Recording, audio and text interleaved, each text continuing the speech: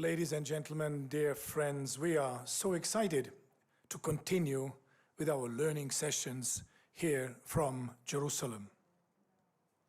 And it is a great privilege that we have with us here this afternoon Tommy Waller, the founder of HaYovel, an amazing initiative to bring Christian volunteers from all over the world to the very heartland of Israel, Judea and Samaria. I think what Tommy is doing is a new revolution. And I would do anything to see him succeed in bringing Christians from all over the world to the vineyards of Judea and Samaria. Please, Tommy, please give him a hand. Albert, don't go away. I have something because I know you're going to be helping us in the vineyards, and you have to have a hat when you're out there because it's sunny. And Robert, I want him to come as well. Sure. And so it's just the proper attire for the. You know, when we came, yeah, that was one of the unforgettable, fantastic experiences that we had. These beautiful people you bring, this beautiful spirit of building something amazing on the Har Bracha, on the mountain of blessing. Yes. What can be better? Nothing can be better. So tell us all of it. All right, here we go. All right, I do appreciate Albert.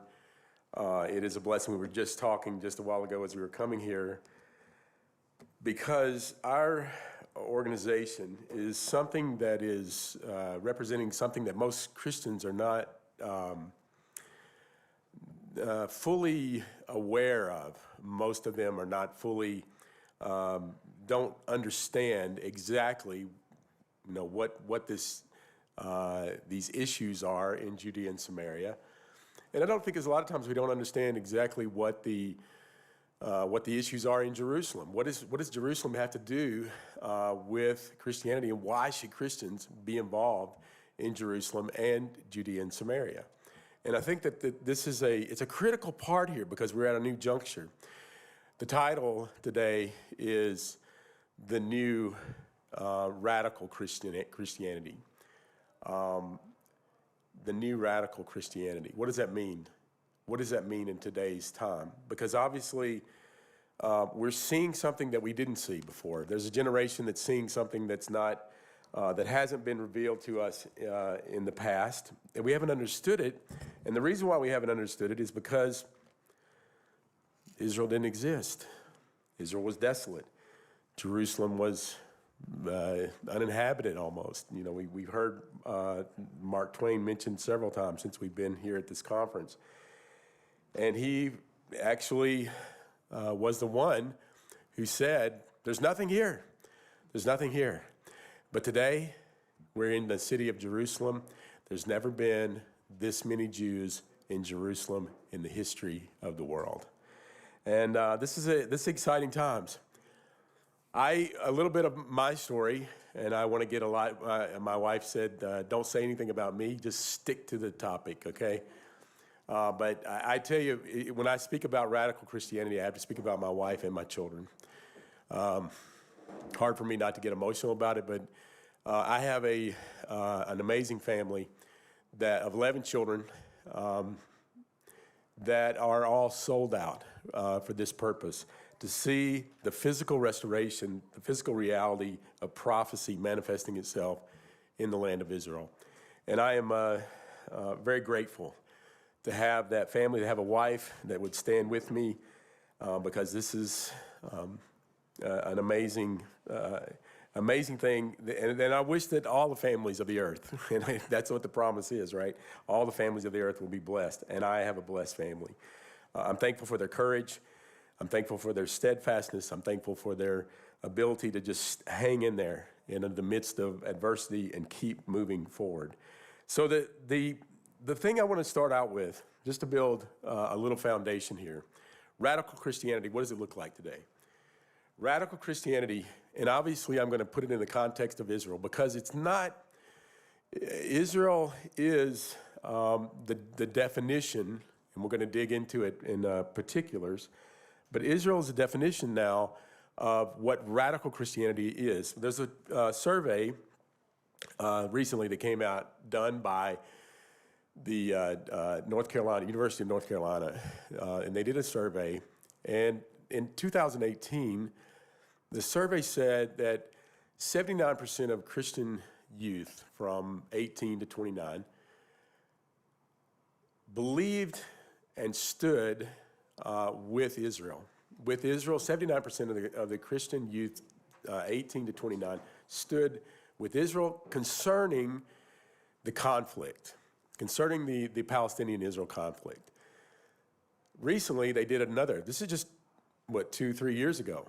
Recently, they just did another survey.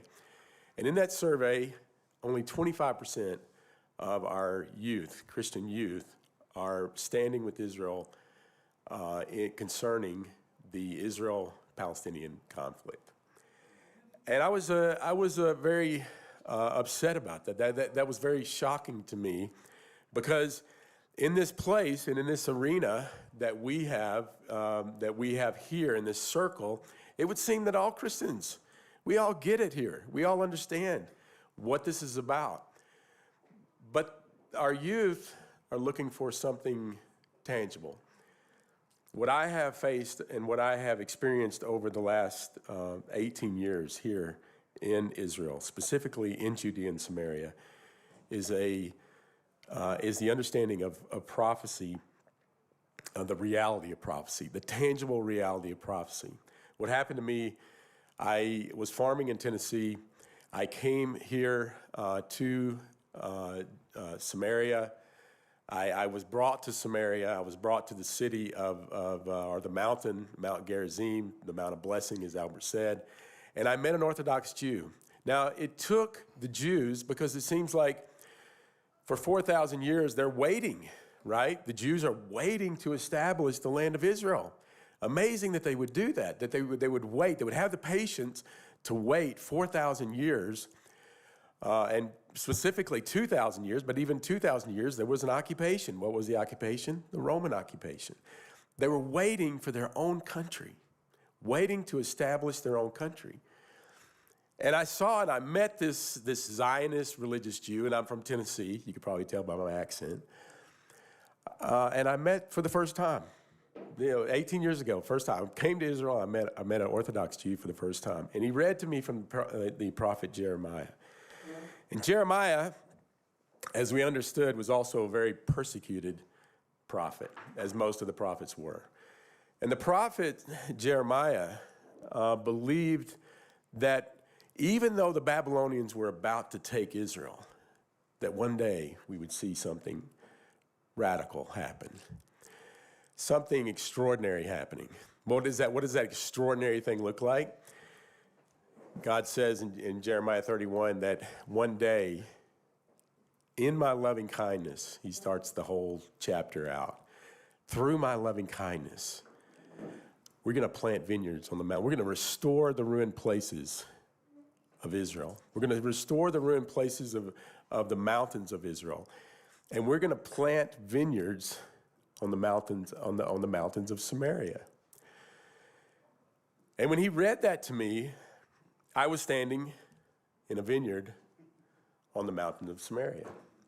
So the reality of that prophecy hit me very strongly. And I remember my knees got weak. I was undone. I was completely undone. And I asked him, I said, Nir, what can I'm not Jewish. What can I do? Because for the first time in my life, I saw prophecy that I could touch on a lot of levels, because the prophecy of seeing a Jew, seeing this Jewish man returning to his homeland that the prophet spoke about, seeing a religious Jew who'd planted a vineyard that the prophets talk about. You see, Jews don't watch prophecy. Christians watch prophecy. We sit in our churches, our congregation, and this is what I'm getting at today is the new radical Christianity. Because the new radical Christian doesn't watch prophecy. They do prophecy. They do it. And we have to be those people, just like the Jewish people, to walk in the places, because the prophet spoke a lot about the nations, a lot about the nations. If you're not Jewish, it doesn't mean, okay, we're going to be watchmen. We're going to be sitting on our walls somewhere with a big screen TV, and we're going to watch and see what the Jews are doing. And then when the Jews do everything right, Jesus is going to come back and we're going to be all happy. What? And some people are going, yeah, that's exactly what's going to happen. It's different than that. I want to start here in Ephesians chapter 1, or chapter 2.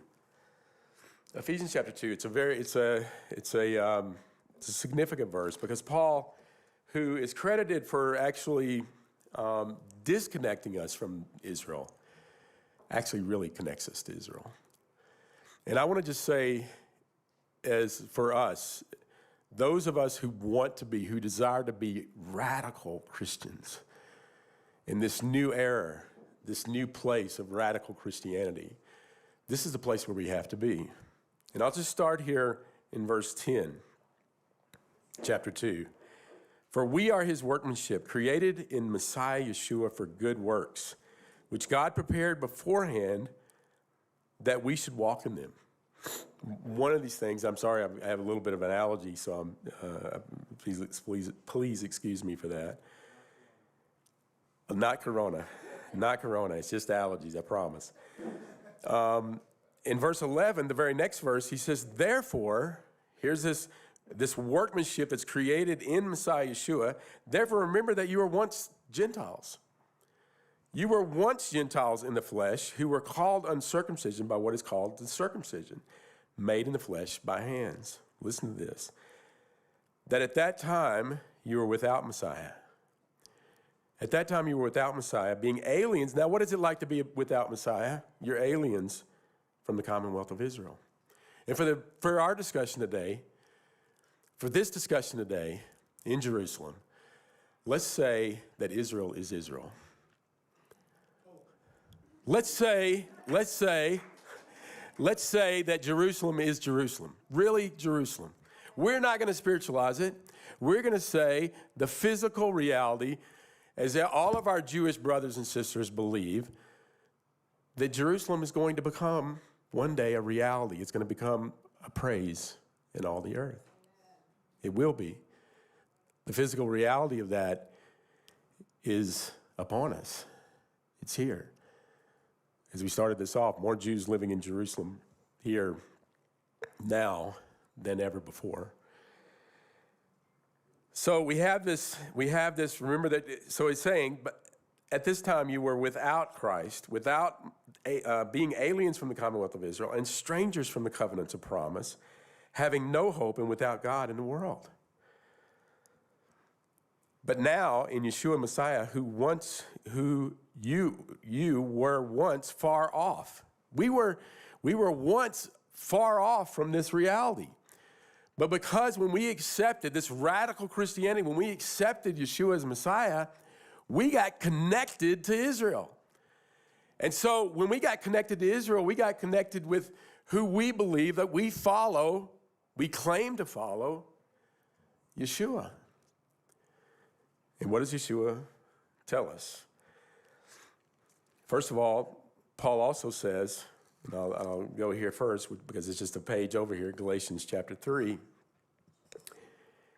What is the gospel? What is the gospel?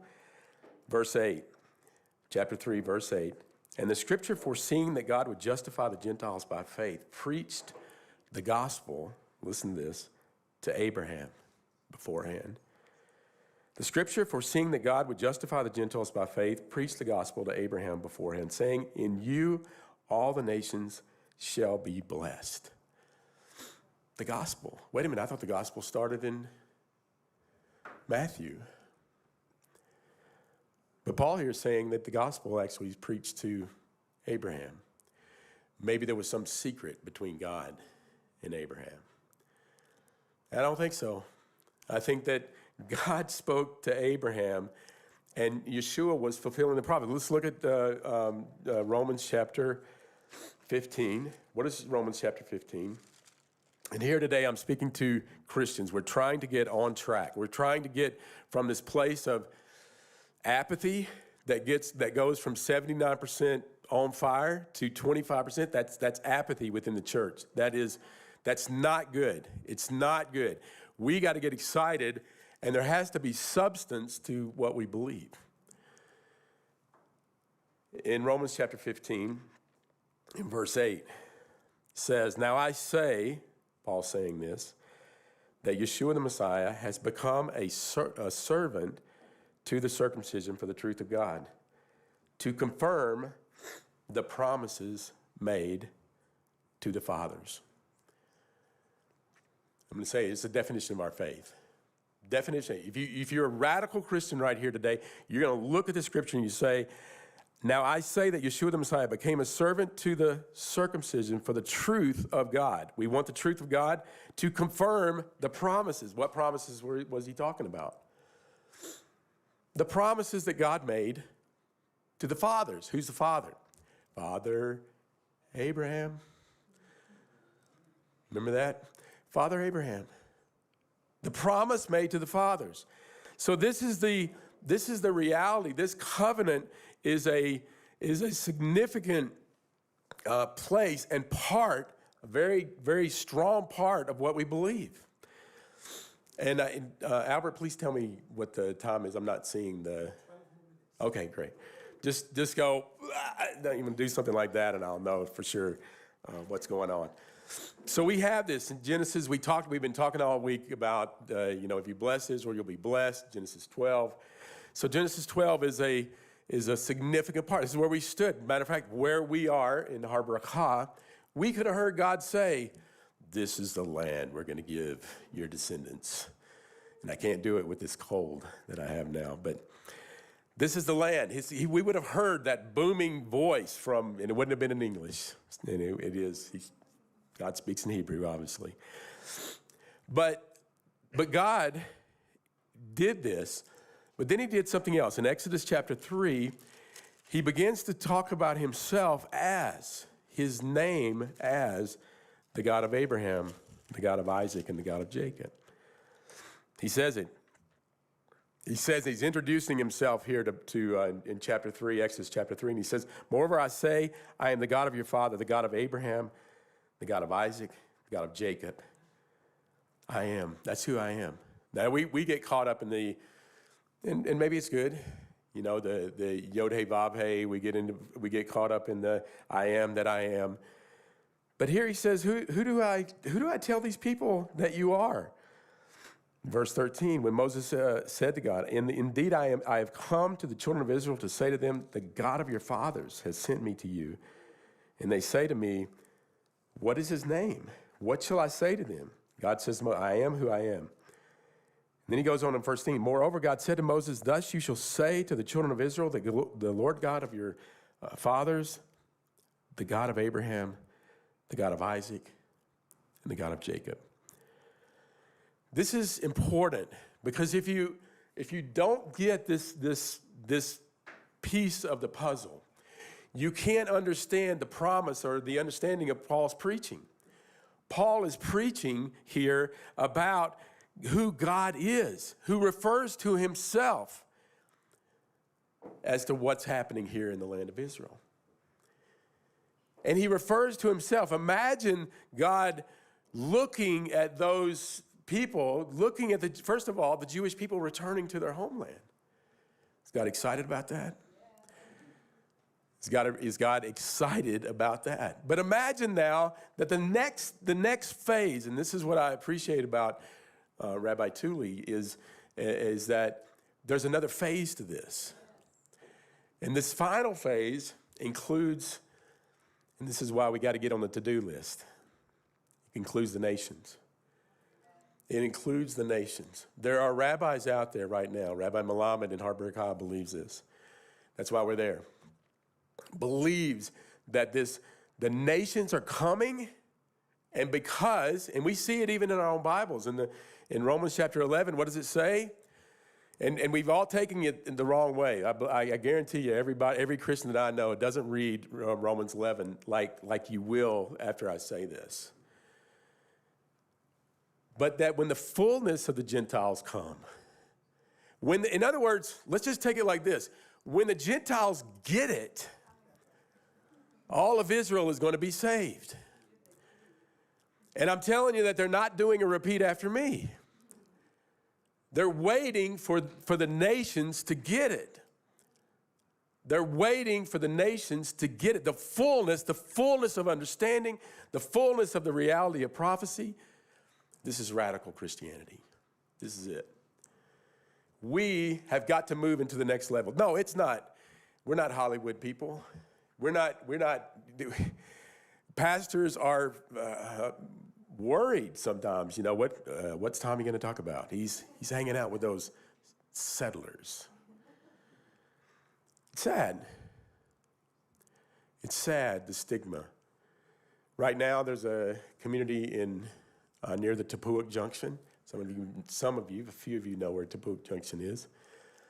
A community, Eviatar, just created, named after, actually established because 2 Jewish men were murdered at the Tepuic Junction. And the Jewish people, and I want to say this very soberly, it is a sad thing that the Jews can only advance when somebody dies. And you know why? You know why this is happening? You know why the nation of Israel had to happen? Because of 6 million Jews murdered in the Holocaust. They brought the bulldozers in. Many of you in this room probably don't even know what's happening in Eviatar. Don't even know what's going on because you're new. Nobody's covering this. But there's a war going on out there for the land of Israel. There's a war going on. In Christianity, the apathetic Christianity, not the radical Christians. The radical, fierce believers in Yeshua are walking with the faith of these Jewish men and women. And right now there's an attack on this community. There's an attack.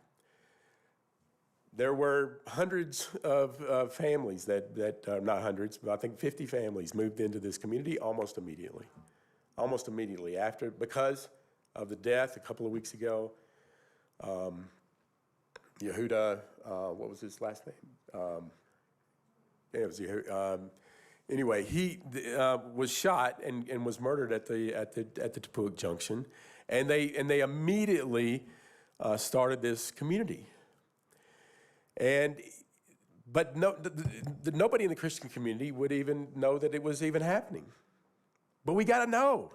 We've got to be a part of this thing. We've got to be a part of what's happening. And I want to just say that this covenant, this covenant who God refers to himself as, is an important part of our faith. Because the third commandment isn't about just using God's name in vain. It's not just using God's name in some cuss word or something. God's name in the third commandment is in the Jewish world, the unforgivable sin. You shall not take the name of God in vain, for the Lord will not hold him guiltless. The Lord will not hold him guiltless, so he takes his name in vain. If God is referring to himself as the God of Abraham, Isaac, and Jacob, then I am not a person that can say, no, you're not the God of Abraham, Isaac, and Jacob. I am not allowed, I don't have the ability to say it. I cannot speak against the word of God. I especially cannot speak against what God calls himself. I'm not going to mock God. And I'm not going to take his name in vain. Radical Christianity has got to take this up. We've got to take this up. Last week, there was a Torah portion. And the Torah portion was devastating. But the most horrible portion in all of Scripture. It was devastating because we heard this. The 10 spies came back, and they said there are giants in the land. We can't take it. Let's go back to Egypt. They even referred to Egypt as the land of milk and honey, like some of us refer to America. Don't do it. There's only one land of milk and honey. It's here. But it's a land of milk and honey when people are returning back to it. When the Jews began to come back to the land of Israel, the land responded. It became a flourishing place, and it's continuing to become a flourishing place. But there was another story in the Haftorah, which is something different, because there were spies that were sent out. The spies were sent out here into Jericho. And in Jericho, they met this Gentile woman. Our Bibles refer to her as a harlot. Interesting, God uses interesting characters. Hallelujah. It's a great Christian, great Christian testimony here, right? But what is the first thing? Here's radical Christianity. Listen to this. The first thing that Rahab says to the spies, verse 8. Chapter 2, Joshua chapter 2, verse 8. Now, before they lay down, she came up to them on the roof and said to the men, I know that the Lord has given you the land. I know that the Lord has given you the land. And I'm telling you, when we come here and we see the Jewish people here, the first thing out of our mouths, whether it's Jerusalem, East Jerusalem,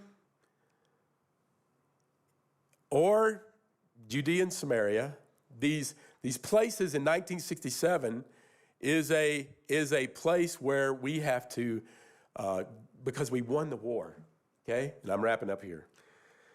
We won the war. 1967, how many believe there was a miracle?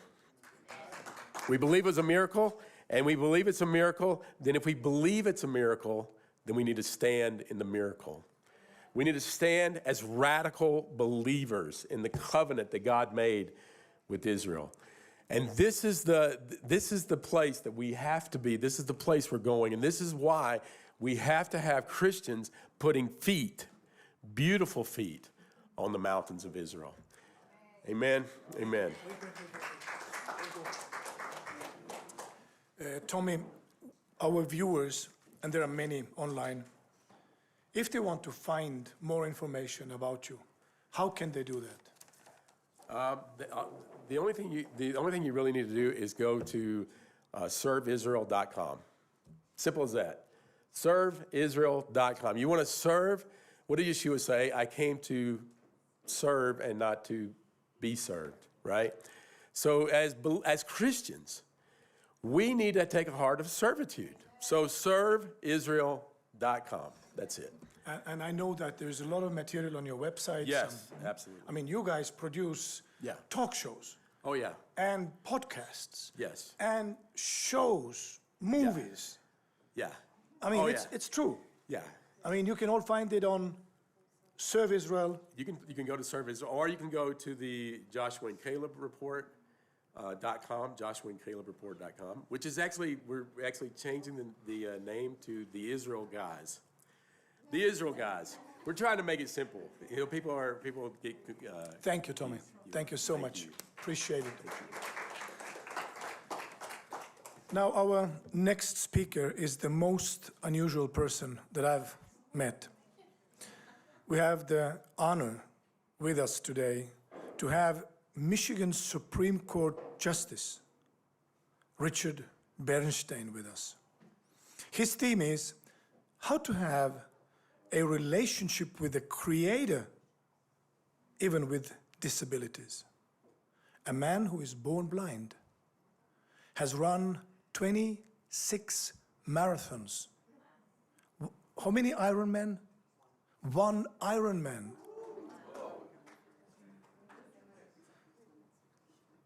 I think this is the most unusual person I've ever met. Richard, please, the stage is yours.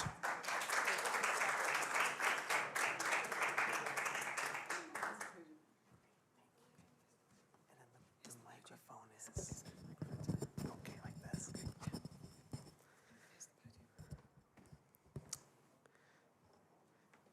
If God is so great, why is it that bad things happen to otherwise such good people?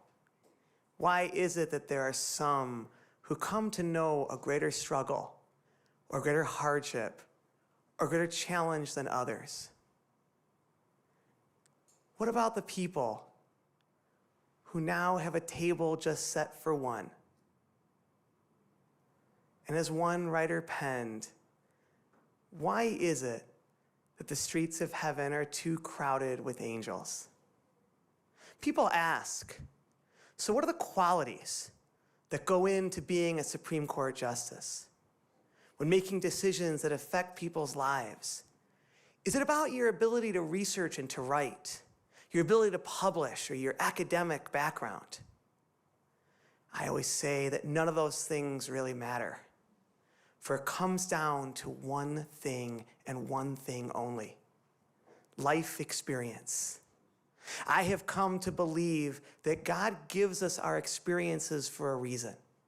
He gives us our reasons so that we have a purpose, that we understand why we are here, why we are created. It is only through struggle and challenge and adversity that we can come to truly know, understand, and appreciate those who exist around us. As we go through life, we don't always have to be happy. We don't always have to smile. We don't always have to feel good. When we develop a relationship with the Creator, it doesn't always have to be out of praise. It doesn't always have to be out of gratitude. It doesn't always have to be out of joy. It can often be a real relationship, a relationship of struggle, a relationship of setback, a relationship of pain, a relationship of frustration, a relationship of anger, because those are real emotions. Those are raw. Those are genuine. But they are lasting, they are profound, and they are real. So often people comment and they say, when people are finding struggle and hardship in their life, when they are dealing with immense loss, people will often say, "Oh yes, but God loves you." And while we all know that to be true, there is something more powerful that can be said to people who are going through real hardship. And that is that God needs you. He needs you to understand why you're here. He needs you to go out and have an impact. He needs you to help others. He needs you to serve with a purpose. He needs you to understand that mission. So why is it that bad things happen to otherwise such good people? And why is it that there are some who come to know a greater struggle or greater hardship than others? So often when you encounter someone who has faced real loss, real devastation, people will often say to them, "Oh, you're going to make a full recovery. Everything is going to be fine." And I can honestly tell you, when you say those comments to people, it comes off as hollow. Because so often, most people are not going to be okay. And they're not going to be fine. The key to understanding the Creator is learning how to adapt. How to adapt to a life that you might not want, but to the life that you have ultimately been given. It's not always about that power of recovery, but it's about finding a new road or a new path. Life can change in an instant. It can change without warning, and it will change without any notice. Now, as you heard in the introduction, I have been blessed to have had the opportunity of completing 24 marathons and a full Ironman competition. For those of you who are unfamiliar, an Ironman is a 2.4-mile swim, followed by a 112-mile bike to be completed by a 26.2-mile run. The rules of the competition are quite simple. If you stop, if you rest, if you take a break, you run the risk of missing a cutoff. If a cutoff is missed, you will be immediately disqualified from the competition. If you finish at 12:05 instead of 12 o'clock, it is like you were never even there. 2 years of effort, work, and training will literally be for naught. So I invite you to picture, if you would, the feeling you would have as you dive into a frigid body of water. The water temperature that morning of Lake Coeur d'Alene was 55 degrees. Imagine swimming in total darkness. You don't have any idea where you are. You don't have any idea where you're going. You can't communicate with your guide because you're underwater and so is he. Other swimmers swim on top of you, kick you in the face. Being blind, you can't brace for that ensuing impact.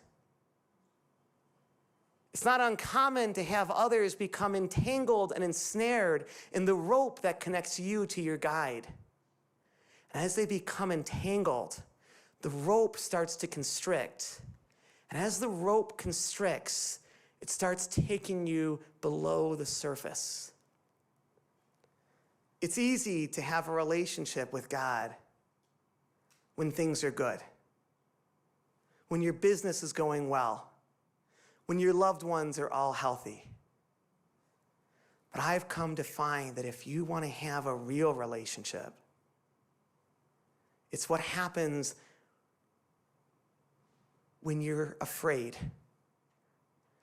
when you're feeling pain, and when you have an uncertain outcome. That's when you come to truly know the Creator. You learn at certain points in life that there are some of us who are infirmed, and there are some of us who are clearly mortal. But it's always those people who have the strongest of spirits and who allow for the soul to disconnect from the flesh and ultimately pierce the heavens. So why is it that bad things happen to otherwise such good people? And why is it that there are some who come to know a greater struggle or greater hardship or a greater pain than others can possibly begin to imagine or even remotely comprehend? Life can change at an instant, and it can change for all of us. It was a beautiful morning in New York Central Park. I've memorized the loop that serves as the circumference of the park. At that point, I had completed 17 marathons. I was walking in the pedestrian lane, thinking about what was going to happen with November's marathon. But it was August 13th. It's 85 and sunny. Things could not have been better. I was feeling good and my body was in mint condition. As I walked in the pedestrian lane, a route that I knew well and had taken many times before, a bicyclist was traveling at a speed of in excess of 35 miles an hour. And due to such a high rate of speed, when he hit the top of the park's biggest hill, he wasn't able to maintain control of his bicycle. And due to that, veered into the pedestrian lane where I was walking and struck me directly in the back. Now, a 35-mile-an-hour impact is catastrophic. This required over 10 weeks of hospitalization at New York's Mount Sinai Hospital. Athletics was my entire life. It was my identity. I had used it to cope with my blindness. It gave me such a sense of pride. It allowed me to have such strength, such power, such independence. And now in Mount Sinai, you come to learn a new lesson about life. Life isn't really about the big things. Yes, we talk about the policy. Yes, we talk about politics. Yes, we talk about things on a grand scale. But for most of us, life really isn't about those things. Life is really about the little things. You really miss what it's like to have the opportunity to use the bathroom without help. You miss what it's like to have the chance to take a hot shower. You miss how it feels to get an actual good night's sleep without having to writhe in pain. That simply doesn't allow for you to find peace. People used to come to visit Sinai, and I'd always ask them, so tell me, where are you going to go when you leave the hospital? They'd always say in a very rudimentary and incredibly mundane way that, oh, I'm going to go back to the office. I've got to run a few errands. I'm meeting some friends for dinner. I would always tell them, you have to savor that. These are things that people like me dream about. We spend our nights dreaming what it's like to have the chance to be with people. We spend our nights dreaming what it's like to be in a restaurant. We spend our nights dreaming what it's like to feel actual fresh air. No, life isn't about the big. It's always about the little. And I think what we learn as we go through life and we try to find our place is what we're all looking for is one simple thing. We're trying to find a sense of peace. And we're trying to understand just where it is that we belong. And I would ask people that as we go on this journey, try to celebrate those small victories. No matter how inconsequential or insignificant you think they are, try to find a cause for celebration. In my situation, I would celebrate the fact that I could start lifting my leg. I would celebrate the fact that I could, with a lot of effort and a lot of pain, use a walker. And I would celebrate the fact that I could actually find my way to the end of my ward to visit the nurses on my own power. No, it's not about the big. It's always about the little. But it's okay to challenge the Creator. And it's okay to find that energy and that struggle within you. And it's okay to ask Him why. And it's okay to try to demand answers. And it's okay to have that raw human emotion. Because when you have that, and when you feel that, and when you experience that, then ultimately real miracles can happen. Because in my situation, it became time to run the New York City Marathon. And after getting out of the hospital and working through rehab and facing the challenges, the marathon was upon us. And this would be Marathon 18, but it would be the first after a catastrophic injury. Now, running through the streets of New York with a shattered hip and crushed pelvis was going to be painful, to say the least. But as we ran, and we approached mile 18, and we crossed the 59th Street Bridge, and we began running up First Avenue, I remember the pain was becoming so profound. It was becoming so severe that I reached up to the heavens, and I prayed to God, and I said, Hashem, let me have this. Let me have this. This is something that I need. This is something that I've earned. I can handle your pain. I can handle what I'm going through, but I can't pass out. I can't lose consciousness. You have to let me have this. And when this conversation was happening on First Avenue at mile 18, I can tell you that this was nothing short of a war. You could hear within my soul and within my spirit, you could hear the thunder.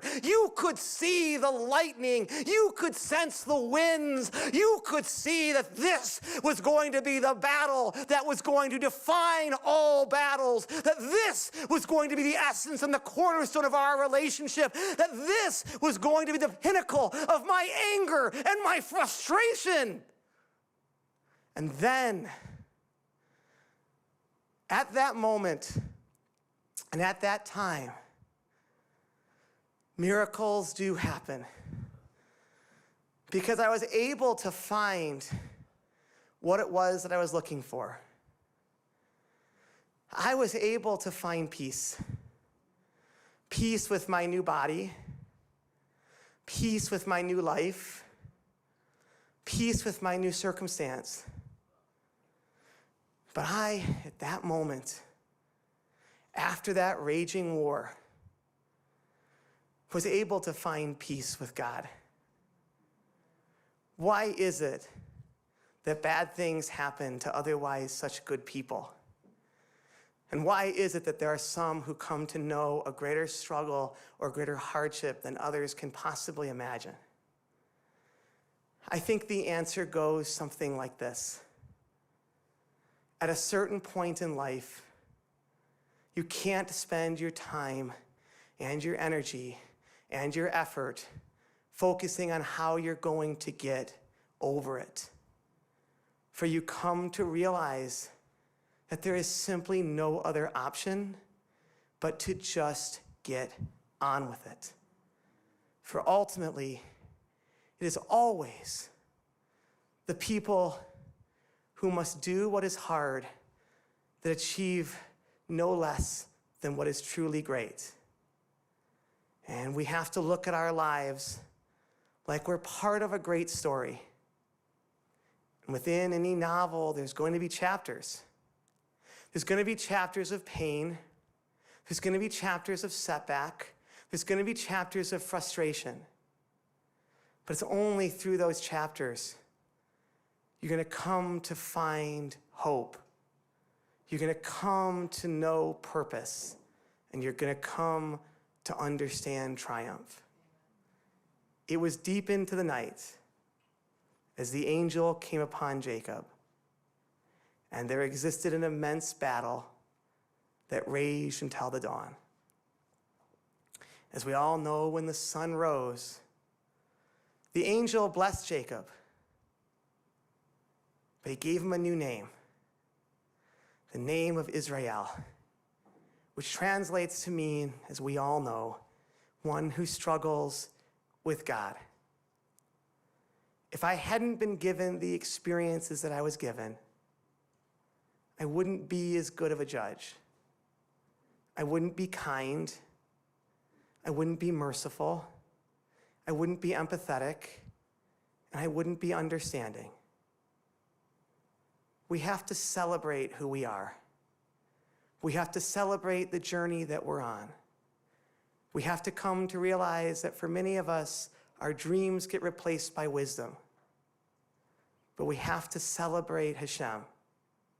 We have to celebrate our purpose. We have to celebrate our mission. We have to celebrate why it is that we were created. And we have to celebrate the simple notion that yes, for so many, we are mortal and we are infirmed. But it is our spirits and it is our souls that truly know no bounds. And with that, let us say, Amen.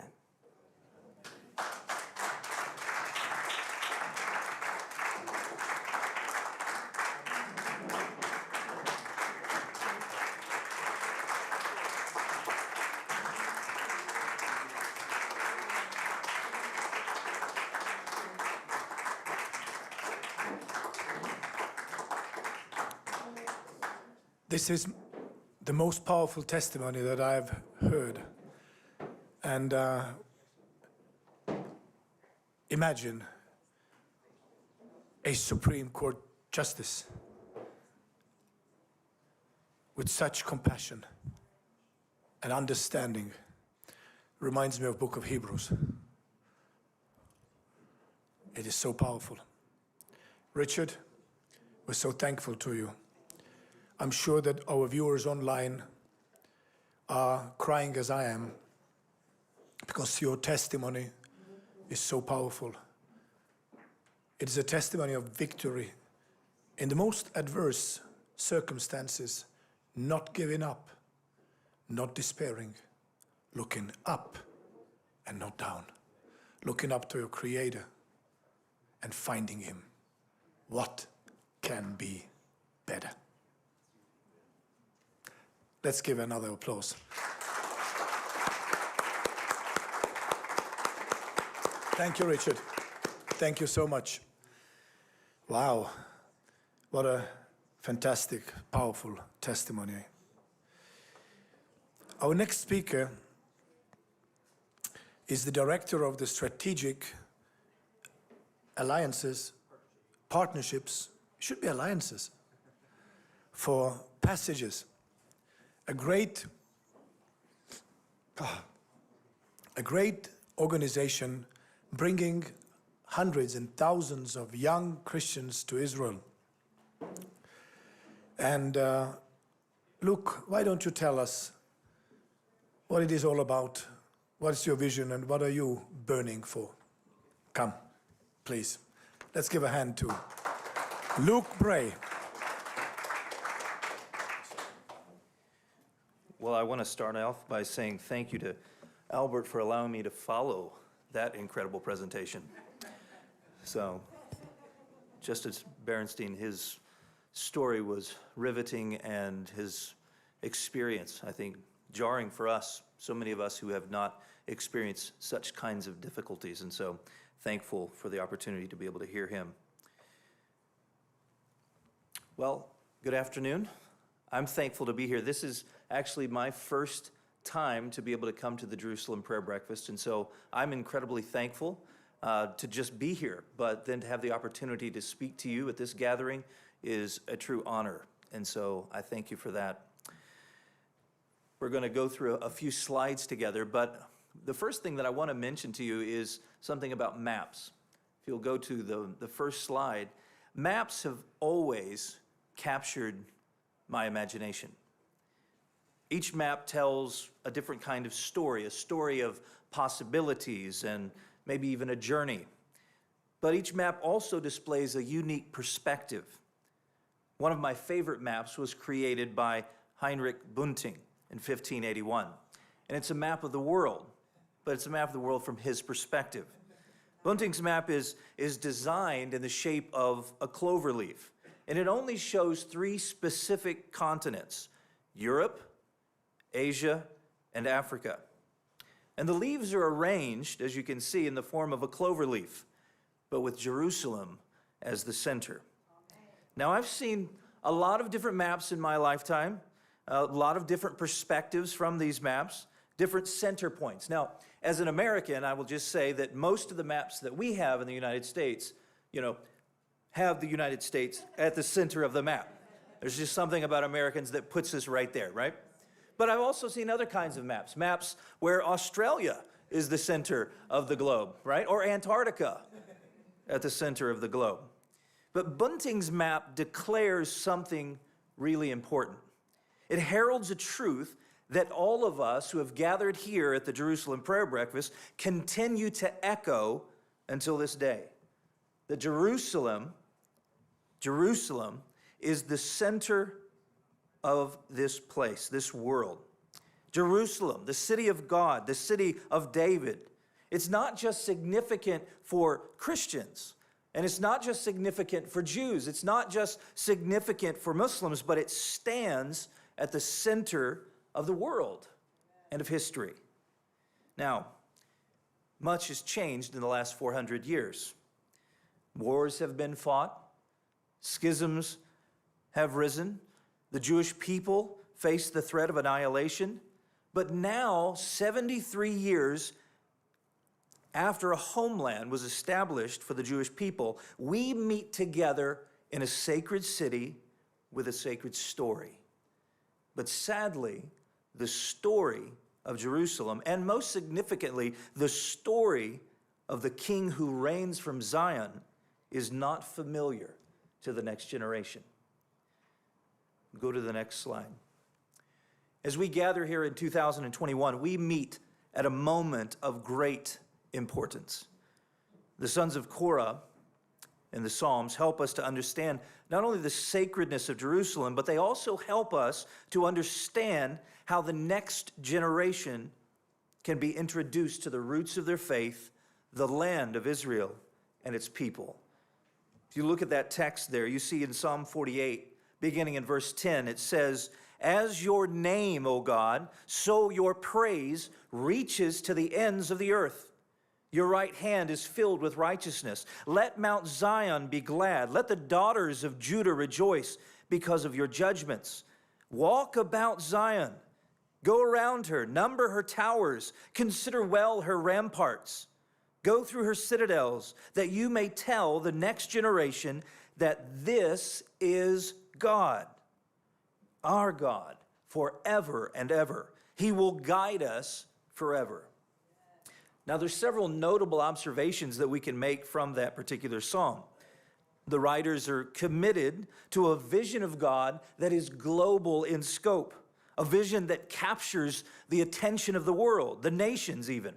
And in order to capture the world's imagination, to inspire praise of God, he issues this command that they ought to walk about Zion, so that they may tell the next generation about who God is.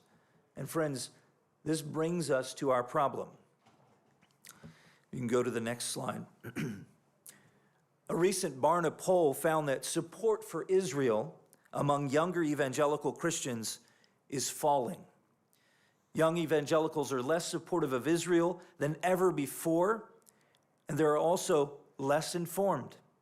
The same poll found that 65% of young evangelicals say that they seldom or never hear about the importance of Israel. Only 12% say that they hear about the importance of Israel every week. These statistics fit into a broader picture of Generation Z Christians and their disengagement from the church. According to Barna's Gen Z report, only 4% of Gen Z holds a biblical worldview, and among Gen Z Christians, only 9% say that they are engaged Christians. Younger evangelicals aren't simply losing their confidence in Israel as a force for good, they're also not connecting with the land and with their faith through their church community in the same way that maybe their parents did or their grandparents did. What's more, anti-Semitism is on the rise in college campuses. Disconnected from their faith lives and exposed unknowingly to anti-Semitism on college campuses, it's no wonder that young evangelicals do not feel the same about their faith and about Israel as those who came before them. Now, while these problems are nuanced, younger Christians seem to be both uninformed of the complexities surrounding the Israeli-Palestinian conflict, but also they do not possess the wonder of visiting the Holy Land and walking in the steps of the patriarchs and the kings and Jesus and his disciples. In the next slide, we see that in a poll of over 700 evangelical Christians between the ages of 18 and 29 that was conducted between March and April, participants were asked where they placed their support in the Israeli-Palestinian dispute. Look at these numbers. Just 33.6% said they aligned themselves with Israel. 24.3% said with the Palestinians, and 42.2% said with neither side. Next slide. Look at this. This is a marked shift from 2018, when 69% indicated support for Israel. 5.6% said they sided with the Palestinians, and 25.7% said that they didn't take a side either way. The next slide, we see this disparity or the discrepancy between older and younger generations. Oh, keep going. The one before didn't have the statistics. Oh, really? There we go. Another clip.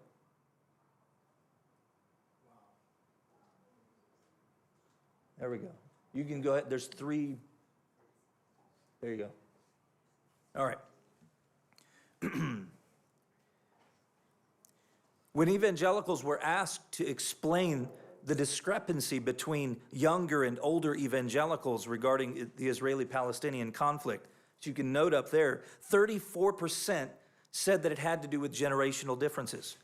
22.5% said that it had to do with younger evangelicals having less knowledge about the conflict. And 29.8% said that they didn't know why there was a discrepancy. Now, these statistics indicate not only a lack of knowledge, but also a lack of interest among younger evangelicals.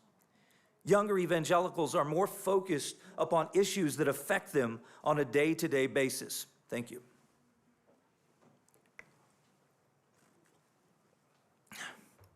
Their opinions about Israel are shaped by the prevalent culture and voices around them. Negative stories about Israel abound around the world as the next generation obtains most of the information about global events from social media and from a news or press industry untethered to facts and truth. Another contributing factor is the competing theological vision between older and younger evangelicals. Many young evangelicals do not share their parents' vision of eschatology, which puts Israel at the very center of their thinking oftentimes. And so as a result, the next generation is left confused about how Israel fits into their world and fits into their theology. What we do know about the next generation is that they are all about experiences. In fact, they want to experience truth before they are fully applying it to their lives. So the problem to us is obvious. Younger evangelical support and their love for Israel is waning, which is concerning, especially in light of Israeli Ambassador Ron Dermer's statement. Just recently, he said in the next slide, people have to understand that the backbone of Israel's support in the United States is the evangelical Christians. It's true because of numbers and also because of their passion and unequivocal support for Israel. What younger American evangelicals need is an opportunity to see for themselves the intimate connection between biblical Christianity and the people and places of Israel. And there is no better way to do this than by learning about Israel firsthand through an encounter in the land. Next slide. The solution to this problem must be centered upon robust education and spiritual encounter for the next generation. Scott Phillips, who is our executive director at Passages, writes, younger Christians owe it to themselves to see Israel for themselves and experience the presence of God in the lands described so richly in the Bible. There may be no better way for Christians to connect with their faith, their history, and their Jewish friends. Next slide. A trip to Israel is a rite of passage for every Christian.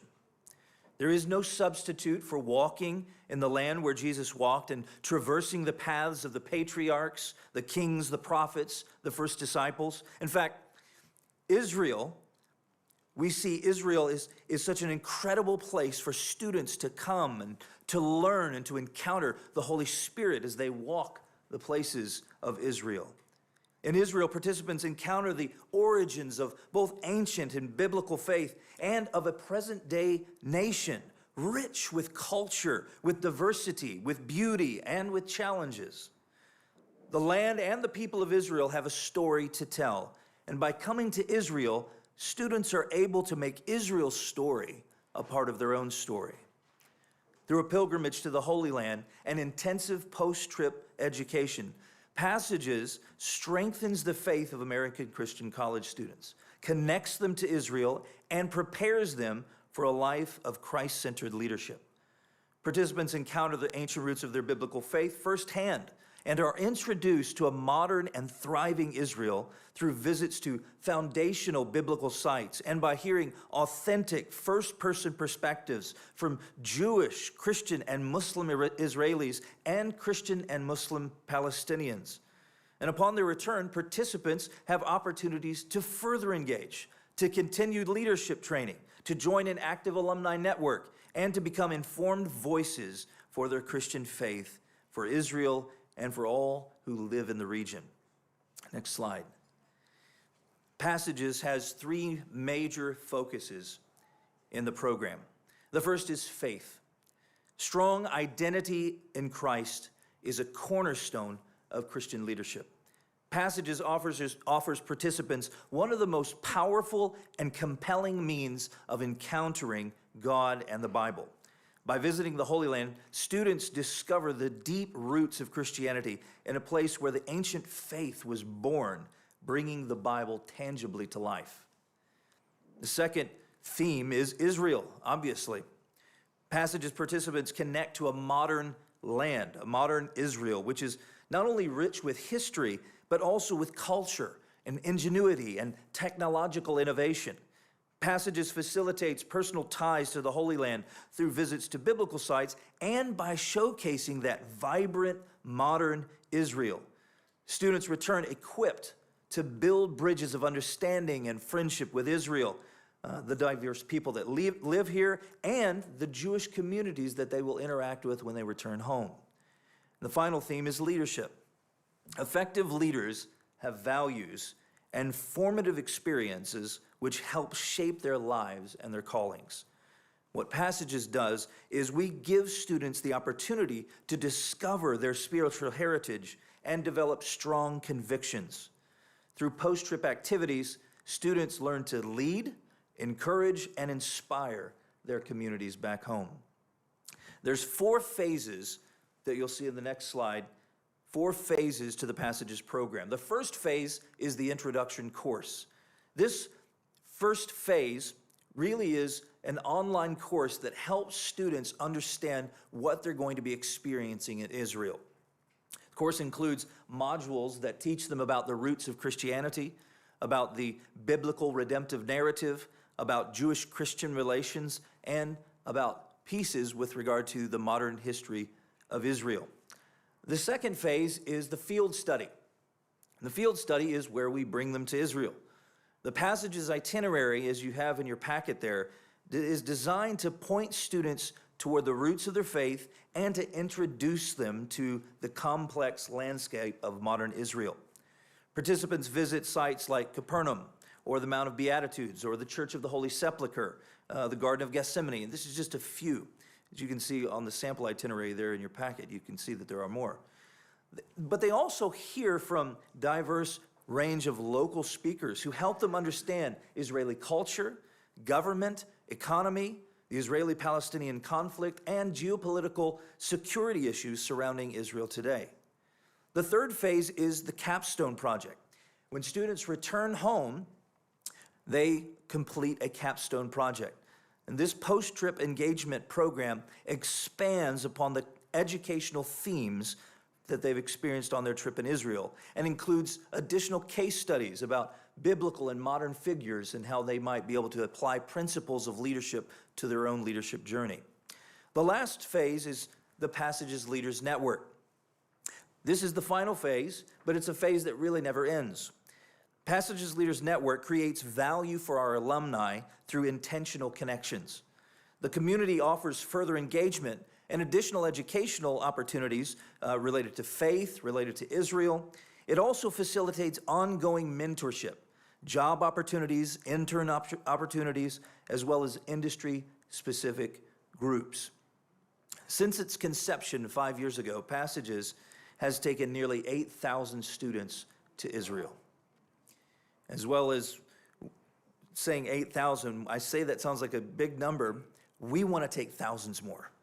Our heart's desire is to see thousands and thousands of young Christians come to Israel. Next slide. This is a testimony of one of our alums. And Latasha Mitchell, she says this. She says, putting it simply, this trip opened my eyes and my heart. I fell in love with the people, the culture, and the complexity of Israel, all which left me changed with a desire for more.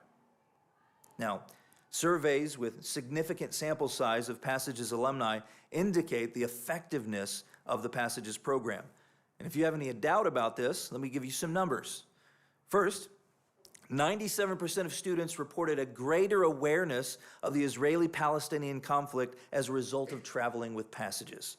87% of students reported a greater understanding of the importance of U.S. and Israel relations. 94% of students reported that they are more likely to discuss the importance of Israel with their peers after they return home from an encounter in Israel. 92% of students stated that as a result of their experience with Passages, they have a deeper understanding of the scriptures and a deeper connection to their faith. Friends, perspective matters. Journeys matter. The next generation of Christians and their relationship with their faith and with the Jewish people, it matters. Impacting the next generation to love Israel and to dig deeply into their faith requires an encounter. And how can they have this encounter unless they walk about Zion? Our charge to the next generation is this: walk about Zion. Go around her, number her towers, consider well her ramparts, go through her citadels, that you may tell the next generation that this is God, our God, forever and ever. He will guide us forever. Thank you.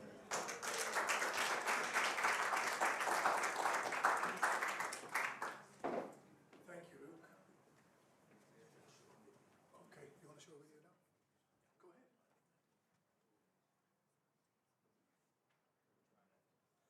Go ahead. Well, there is a video that is not really there yet, but look at me. I'm better than a video, believe me. We love in-person things, these days. I hope. I have two examples that comes to my mind. First is our co-chair, Congresswoman Michelle Bachmann. She was in Israel in 1974, after the high school. I don't know how many months she spent in a kibbutz in Beersheba, but this changed her life forever. The second person that comes to my mind is President Hernandez, who is about to come in 2 weeks from Honduras. He was part of the Mashav program in the foreign ministry. Can you imagine what an impact? Just bring them here. Well, it's not just bring them, somebody has to pay for it. Did I get it right? How can people find Passages on the website, on the internet? PassagesIsrael.org. So, And if they're interested in talking about how they can be supportive of the Passages program, they can email me directly. and people you can also, everybody who is watching us online, you can contact Luke Bray personally. You can just Google, they can Google you and find you.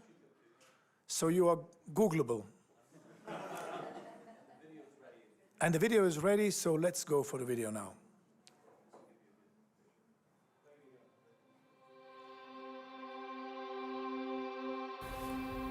As I sat there on the plane, I couldn't help but to feel anticipation. That everything that led up to this moment was finally here. I was ready to walk through the lands of the Bible, taking the steps of King David, Jesus, and the disciples.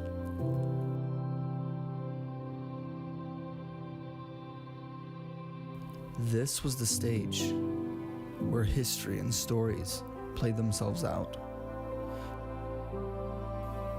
where I could walk and pray and watch as the Bible would come to life. jumping off the pages at me.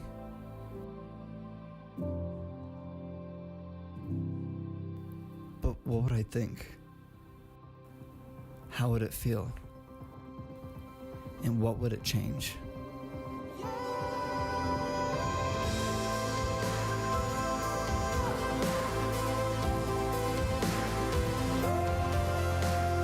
It feels amazing to walk in the footsteps of Jesus because it's like they're real people. I get to see these major biblical characters like David and Solomon, all of these people who have shaped my faith, and they're not these big giants in the Bible, they're people like you and me.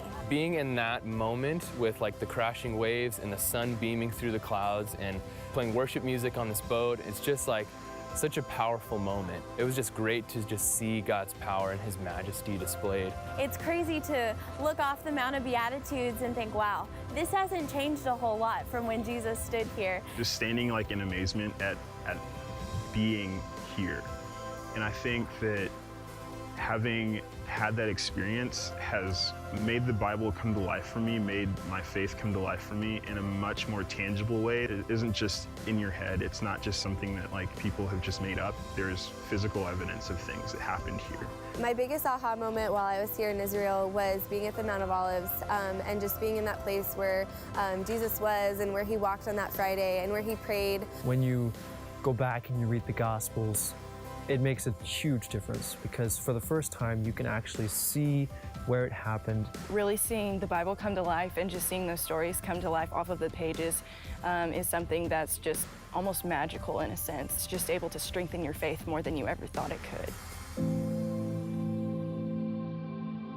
It would be impossible not to be changed after visiting this place. Reading the Bible is one thing. Experiencing it is another. And now, when I open to read the Word or close my eyes to pray, I feel I can finally see.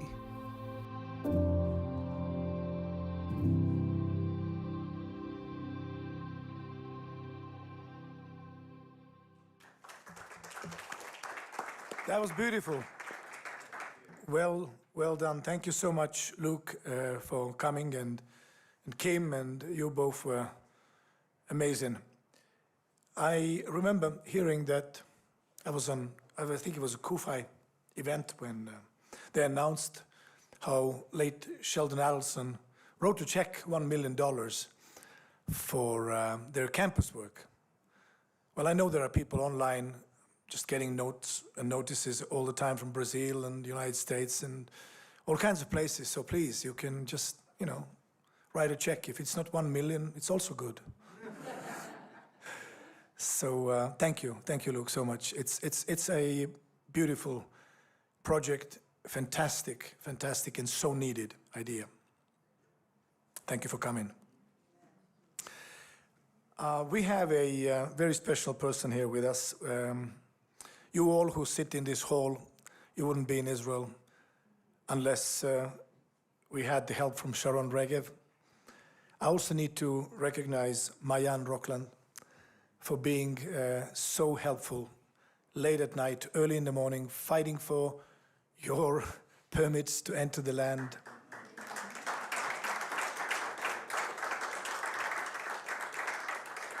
You've been like angels for us to make this event possible. And I was so happy when we went to the anti-terrorism learning school, Lotar. But my heart was really touched when we went to see the Iron Dome and heard the IDF spokesperson. I was in tears. I was so proud of my country. So thank you, Sharon, for being with us. Please come and share from your heart.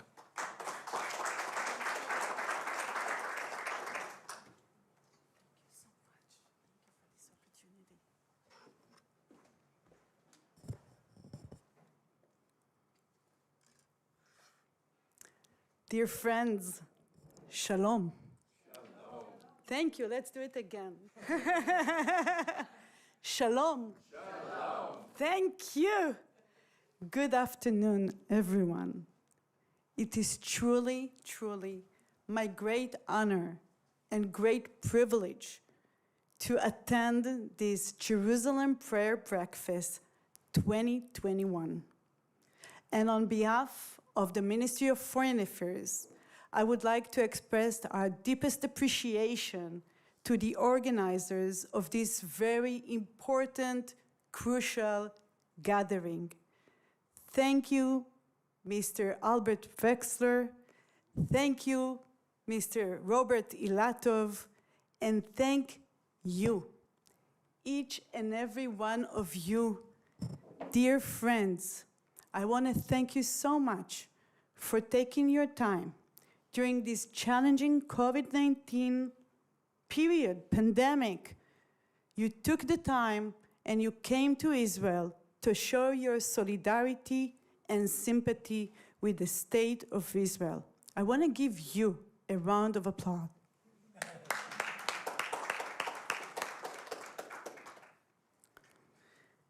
Dear friends, thank you for supporting Israel, and thank you for encouraging others to be the Ruths and Esthers for Israel.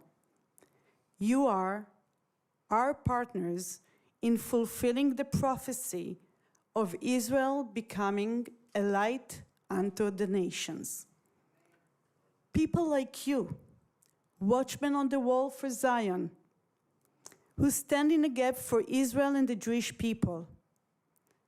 God has put into your hearts the call for Israel, and you have accepted it. We thank you from the bottom of our hearts. May God bless you. Distinguished guests, my name is Sharon Regev, and I am a grandchild of Holocaust survivors. I am also the mother of 2 Israeli sons. My older son is 18 and a half, and I am proud to say he is a soldier in the Israeli Air Force. I am the director of the Department for World Religions in the Ministry of Foreign Affairs.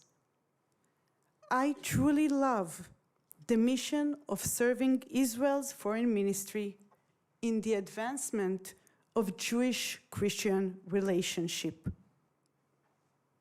As part of my job, I walk the streets of the old city of Jerusalem on a daily basis. Don't you envy me? I follow the paths of King David, King Solomon, and all our prophets. Every day, I witness miracles. I rejoice every day in the miracle of being born in a sovereign, reborn Jewish state.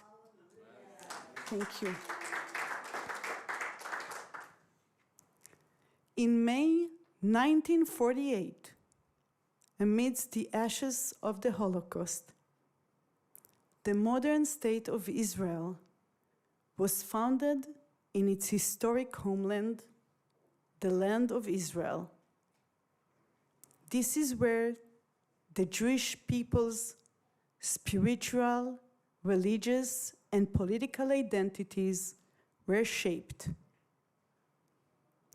After 2,000 years of exile, during which time we yearned to come back to Jerusalem, our holy city, the Jewish state was founded with its capital in that same city, the holy city of Jerusalem.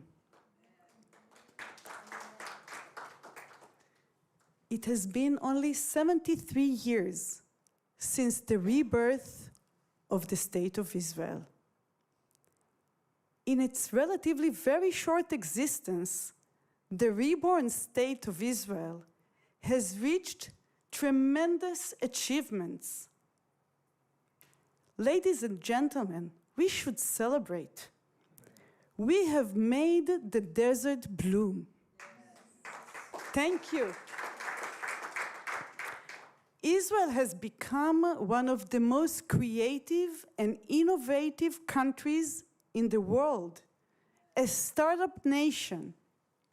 Our technology is cutting edge, and our economy, thank God, is booming. Our military is one of the finest in the world. Without natural resources, we have influenced the world in medicine, in commerce, technology, agriculture, in every path of life. We became a first world power where people from around the world wish to invest in. Our accolades are only through the grace of God and His protection over the land and the people. Thank you. Ladies and gentlemen, I am so honored to have you here in Israel. You are our first delegation after more than a year of the COVID-19 pandemic. Thank you for coming here, and thank God for having Israel, one of the first country, perhaps the first country, to enter the post-COVID-19 pandemic.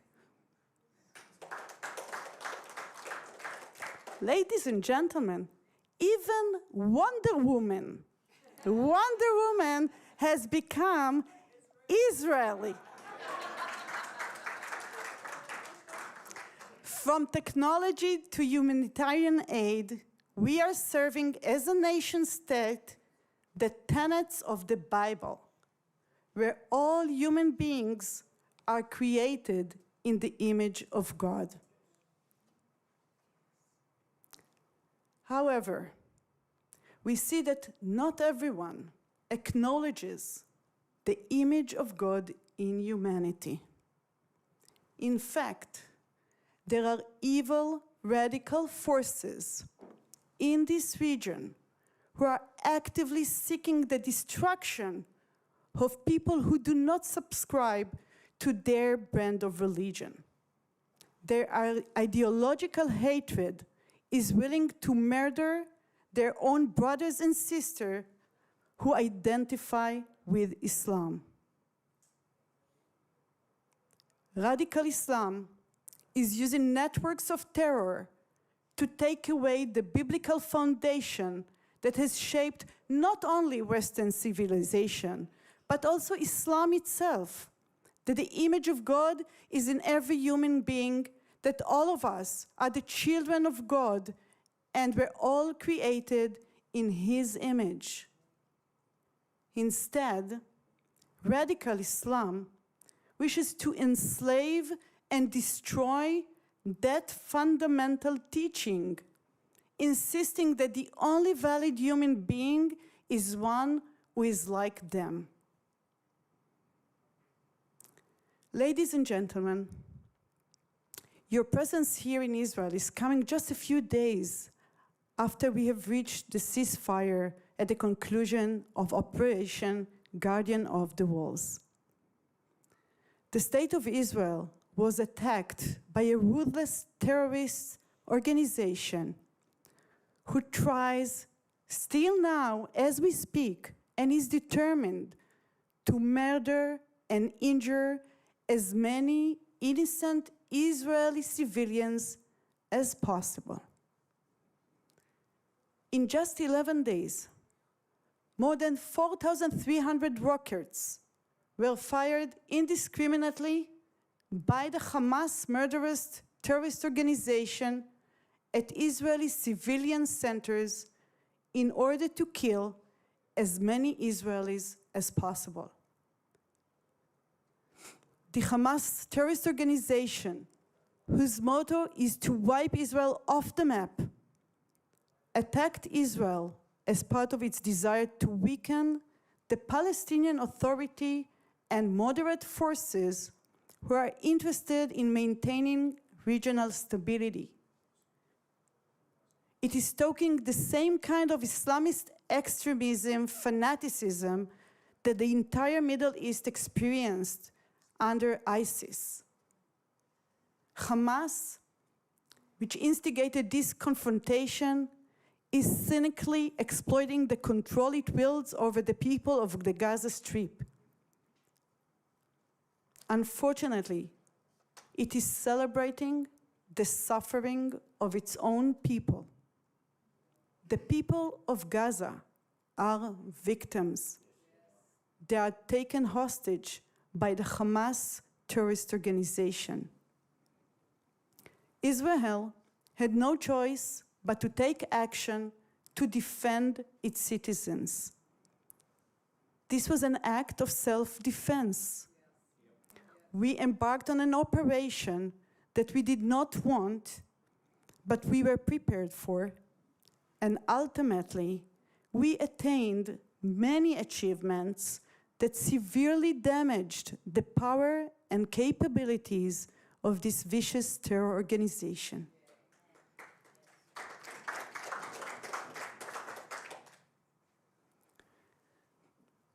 As we discussed in the Ministry of Foreign Affairs, Hamas, whose motto is to wipe Israel off the map, instigated this confrontation,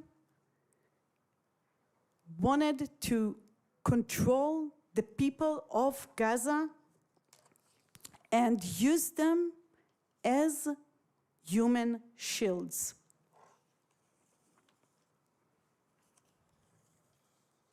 Our message to the people of Gaza is simple. Hamas is both our enemy and yours. It's time to free Palestinians from Hamas and Iran.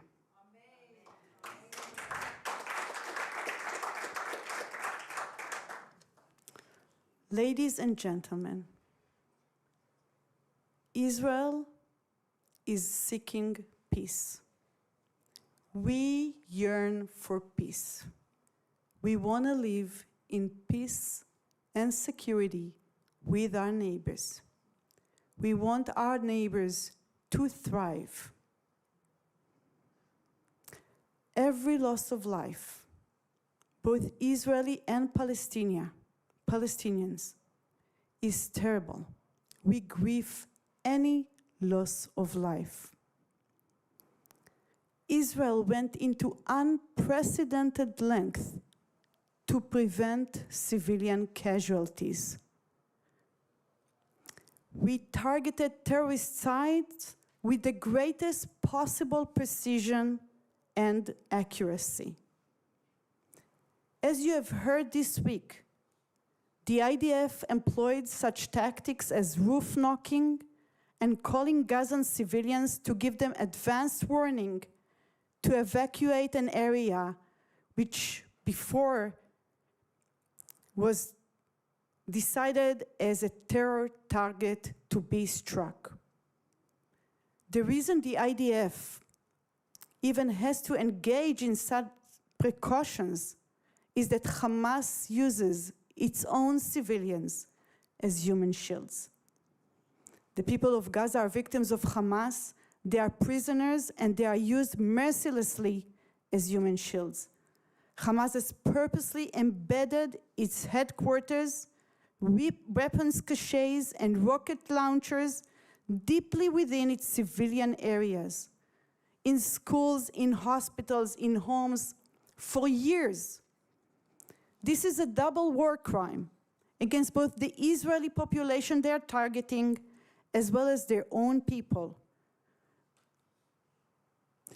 When there are civilian casualties, it is because they purposefully put their people, often children, in harm's way.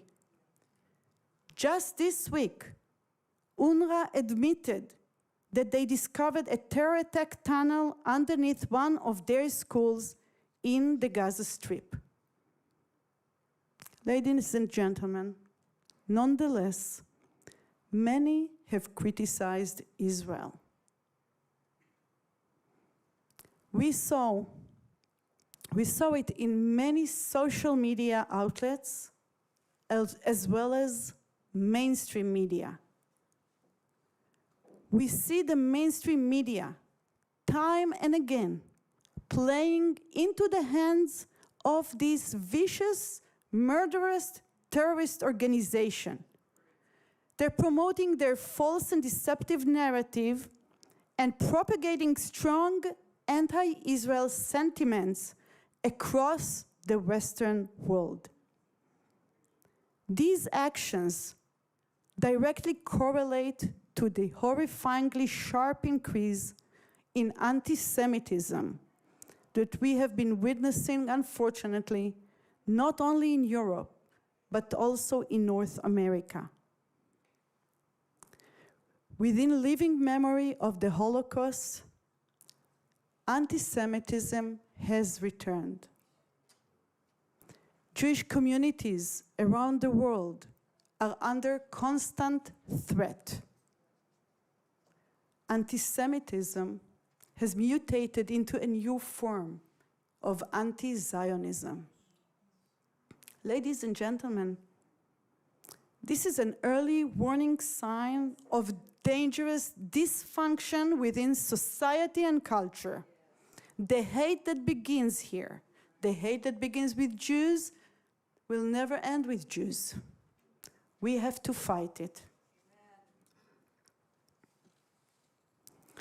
Criticizing Israel without proportion and applying on it a special moral standard which is not applied on any other nation in the world is dangerous. It's dangerous to all democracies and to all those who seek democratic values. It serves to encourage and support the terrorists, which is detrimental to all those who want peace and a better future. Those who should be criticized are the perpetrators of double war crimes who are hiding behind civilians who are firing on civilians. Ladies and gentlemen, I say it with a very heavy heart. As in the same places in the Middle East where once Jewish communities existed and thrived, Christians are now refused their core basic rights. They are persecuted, murdered, abducted, living under terror and constant threat. We are very concerned about the deficit of religious freedom in our wider region. The historic Christian communities are in a process of severe contraction. At the beginning of the 20th century, Christians made up about 20% of the Middle Eastern population. Today, this number is somewhere between 3 to 5%. Can you imagine? Dear friends, Israel is the only democracy in the Middle East. I would like to repeat it. Israel is the only democracy in the Middle East. And it is fully committed to protecting freedom of religion and freedom of worship. For the first time in the land, Jews, Christians, and Muslims alike live their religious lives as they see fit. Israel is the only country in the region whose Christian community is growing and thriving. Thank you. Religious freedom is at the very heart of the Jewish tradition. Our founding patriarch, Abraham, departed Ur of the Chaldeans at the command of God, seeking to worship freely one God who was not an idol and who could not be seen, but was all-knowing and all-powerful, the source of truth, the good, and the creator of everything.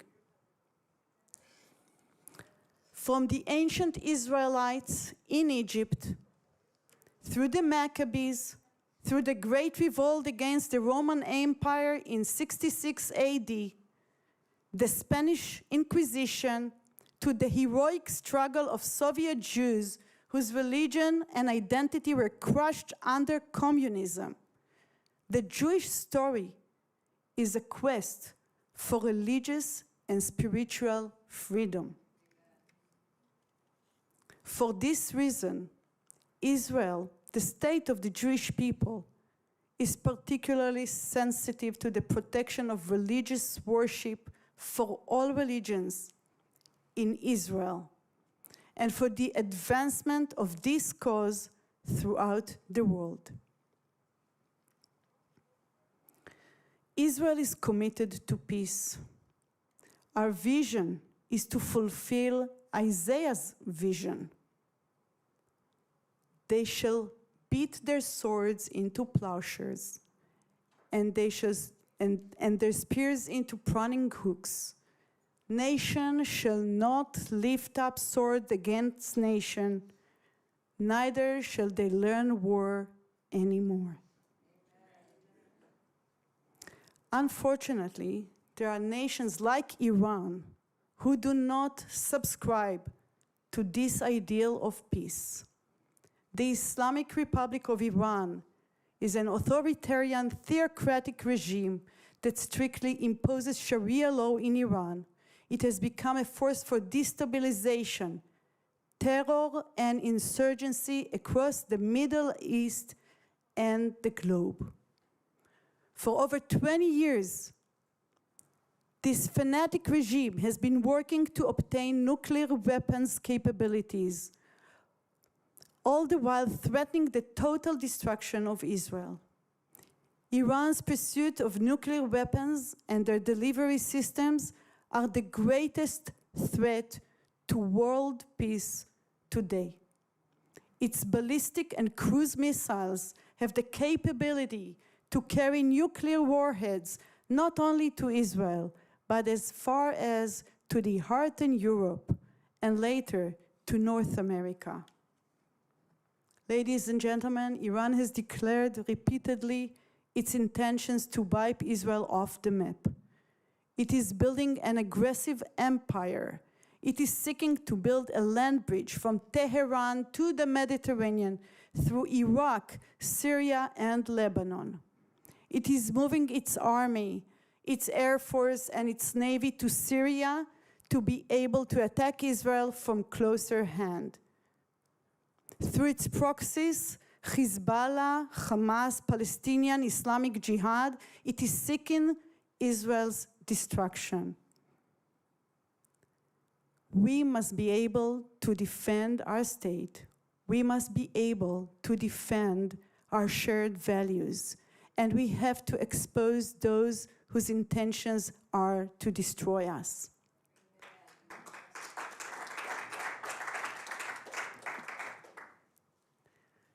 As we heard before, in Psalm 48, God commands to walk about Zion, go around her, consider well her ramparts, go through her citadels, that you may tell the next generation that this is God, our God. Dear friends, you have seen our towers, ramparts, and citadels. We are relying on you to carry the message to your own people and governments to stand with Israel. Coming to Israel is more than recharging our spiritual batteries or walking in the footsteps of one's faith.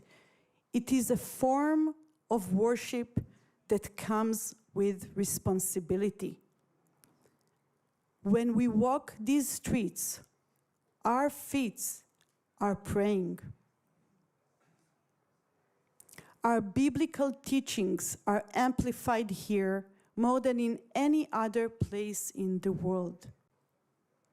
Dear friends, we ask you today to speak up for Israel.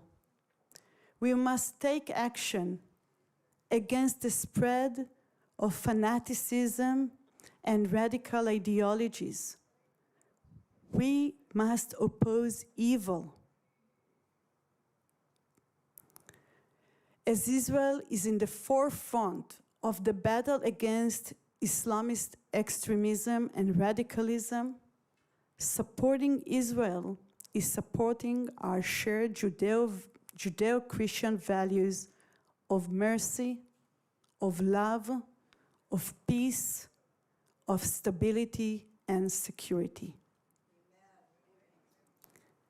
Distinguished guests, dear friends, we Israelis know that we do not stand alone in the fight against evil.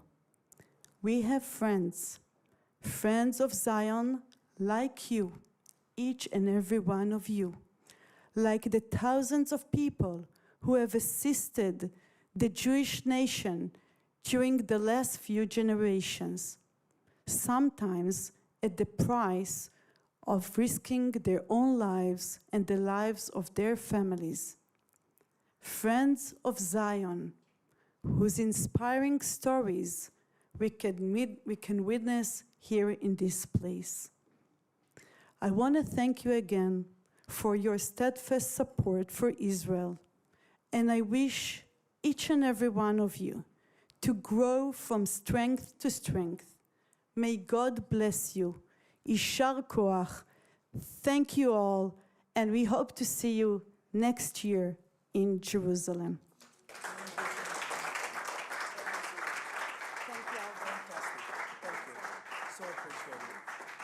Thank you, Sharon. I think making this Jerusalem prayer breakfast possible for you to attend is a fantastic achievement. Thank you, Mayan. Thank you, Sharon, one more time. Now I have a little surprise for you. I so much enjoyed Joel Rosenberg today, and I have a little extra here that, I mean, nobody can resist, because we have a moment to have a Q&A with a Thriller speaker. I'm just going to make things up, though. Yeah, please, so go as ahead. long as This is your mic. I'm honest, okay. So I'm sure that you wanted to ask a question from Joel. You didn't dare or didn't have a chance to. So here you are. You can ask the question. Stand up and say it loud. Nobody.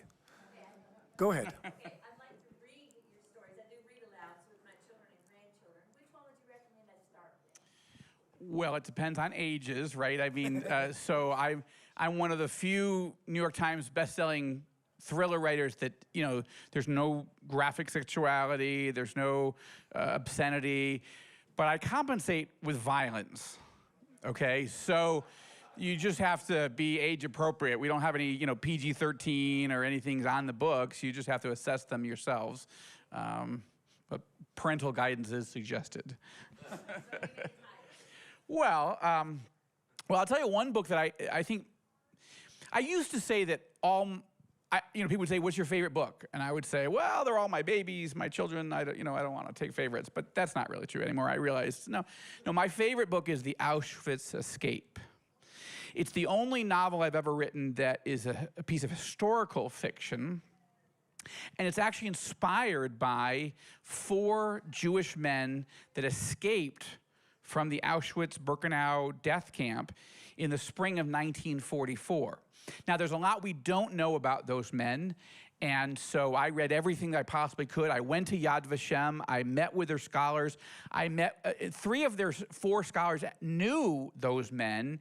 One of them had written a foreword to his nonfiction book, so I learned a lot. They took me into the vault. I got to see the documents that they typed up of what they had seen, because the world didn't know what was happening in there.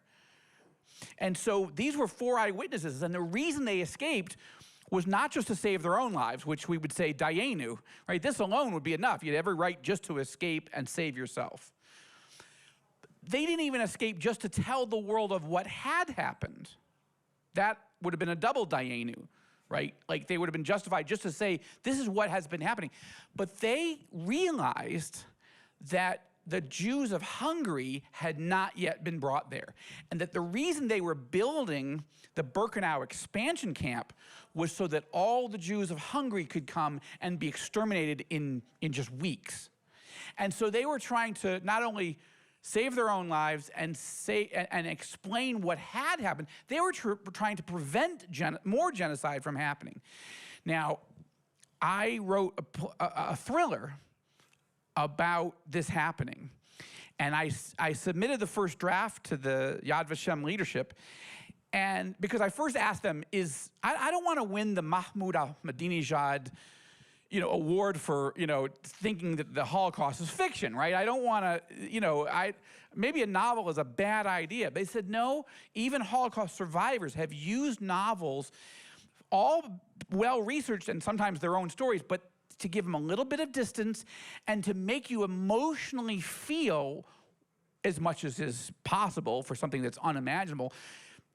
That's how people learn. That's how people connect. Reading, a nonfiction book, a documentary, it's important. But we remember Schindler's List more than most of the books we've ever read about the Holocaust. Now, that was based on a true story, but it's dramatized, right? It's compressed so that you feel the emotion. And that's what I did with the Auschwitz Escape. But they didn't like the first draft. Why? Because they said, you did all your research on the Jewish young man named Jacob, 17 years old, who's part of the resistance. He gets captured, sent to Auschwitz. Okay, he goes, that's a great storyline. You really nailed it. Aval, however, you have a pastor in this story, and these two escape together. He said, but your story, you're just making this up. You don't have any story. If you're going to write about the Holocaust, it has to be rooted in. So they said, go through our archives and find stories of Christians that were captured and sent to a concentration camp. And so I found the little town of Le Chambon-sur-Lignon. It's a little French town. I've been there now. I presented the copies of the books to the leadership of the town. That town, the entire town, and the pastors, the Protestant pastors that were the pastors of that little church, they were all given righteous Gentile status by the state of Israel and by the Republic of France. It's an extraordinary story. That little town of 3,000 saved 5,000 Jews because they were on the train line and they realized what was happening and they rallied the whole town to protect Jews, to save Jews. And so they said, okay, now, once I said, how about this story? They said, yes, okay, now you're telling a story where once people read the novel, they will think, are these things true? I want to go learn what really happened. So the 4 men who really did escape from Auschwitz, they're in the story, but I have 2 other fictionalized characters. So I'm not fictionalizing the lives of the men that did it. I tell exactly how they got out. And right now we have a movie option on this, and we're developing this. We'll see. But I love that story. It's very graphic, but I've talked to parents who felt at whatever appropriate age for themselves and their kids. They said, this is the story that we have shown, we've let our kids read or we've read to them and walked them through it. And this is because Schindler's List is 30 years old. There are schools that aren't showing it anymore. I'm not saying it's outdated, it's just we have to keep telling the story or our young people aren't gonna get it. So, okay. Great question. Any more questions, please? Bold people.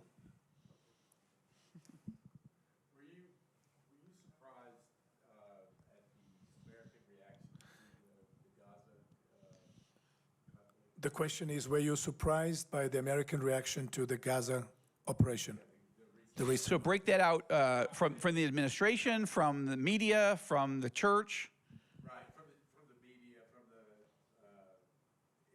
what is the response? What should the church be Okay. saying? He's raising specifically the question of how did the media handle the war? I'm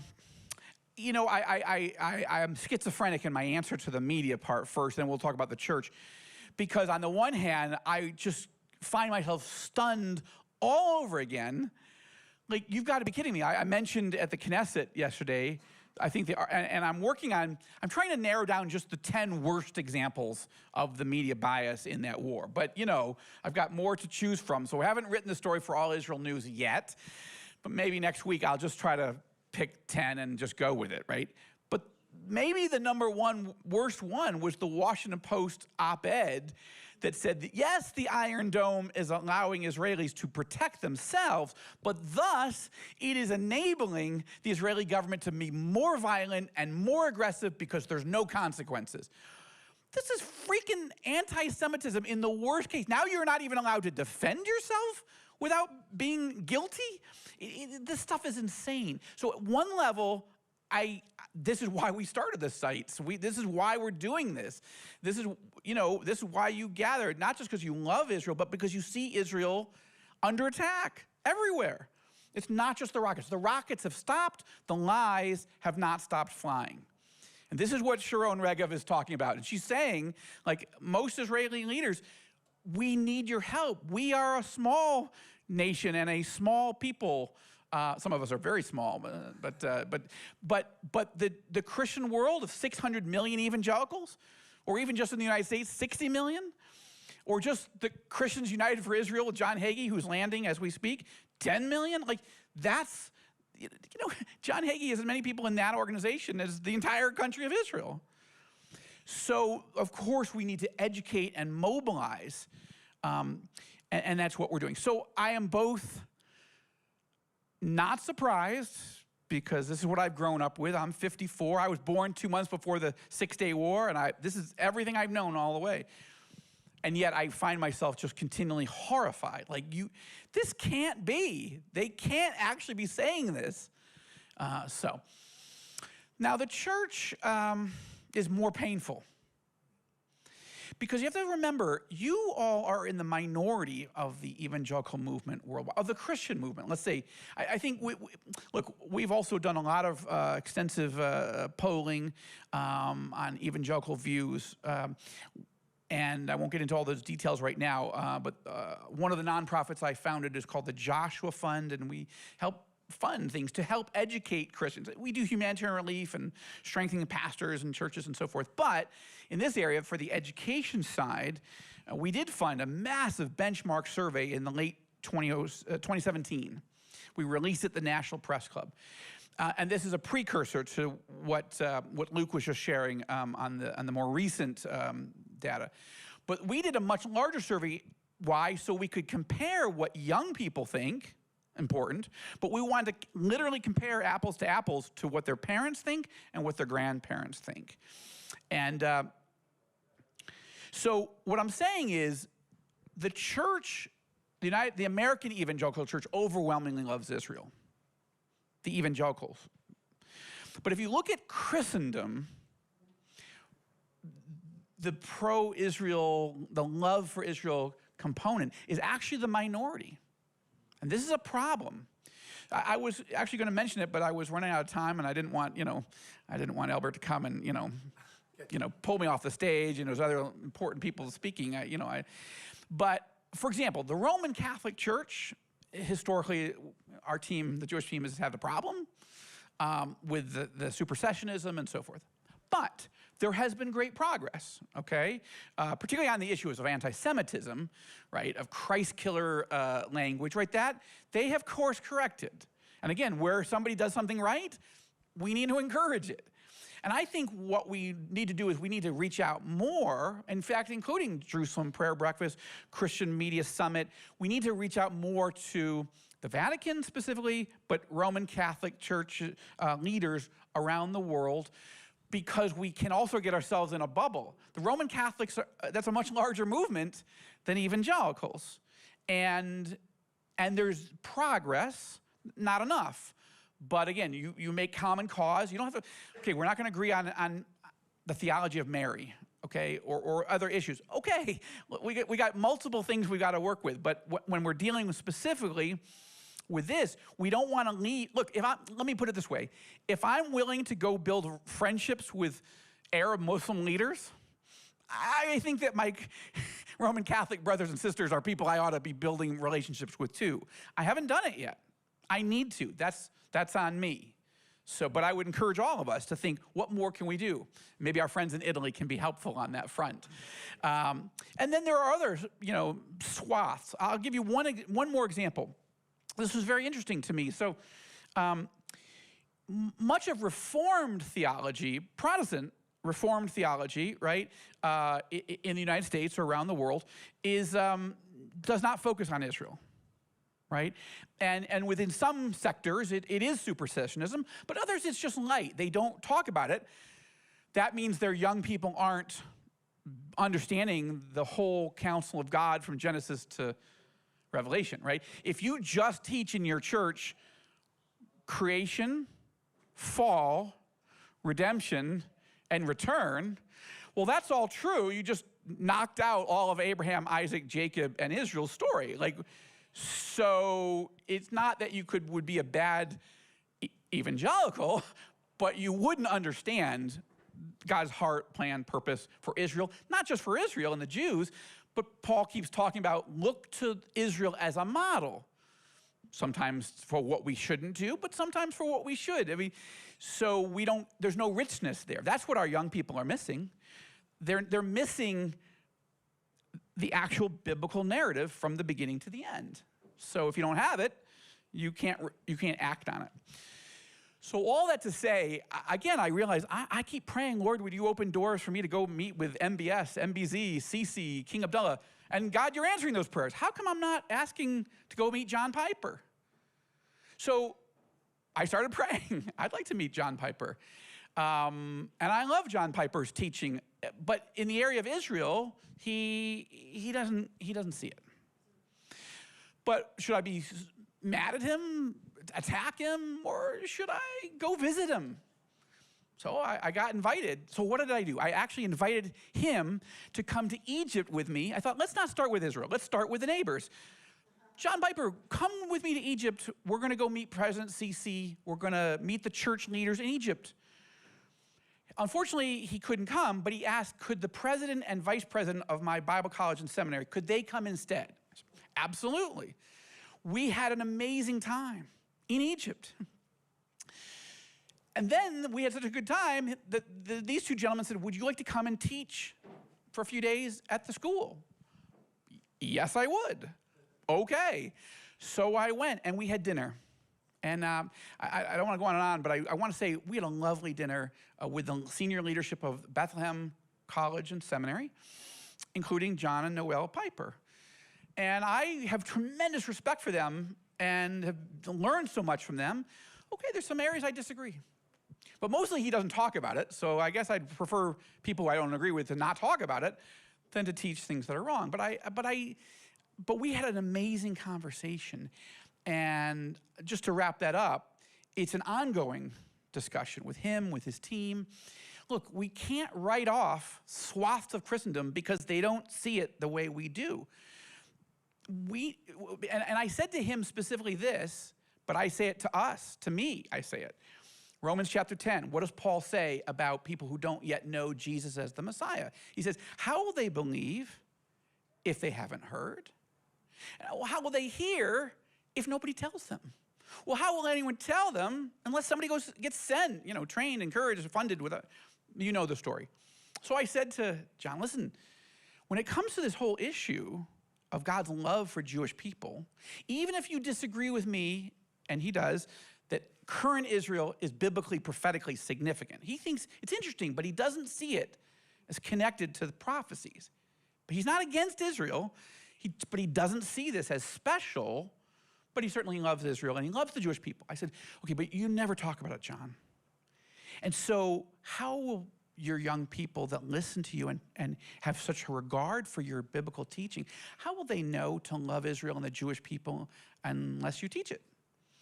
And and so I'm not really in a position to send you off to do it, but I'm asking you, I've heard what you say. You do love Jewish people, and you love the scriptures.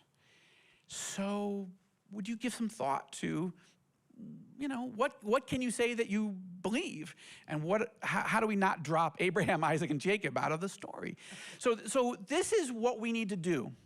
We need to engage every sector, every segment of Christendom And I'm optimistic. Look, I get it. It's not everybody's going to do somersaults and go, woohoo, I'm coming to Israel and I'm in.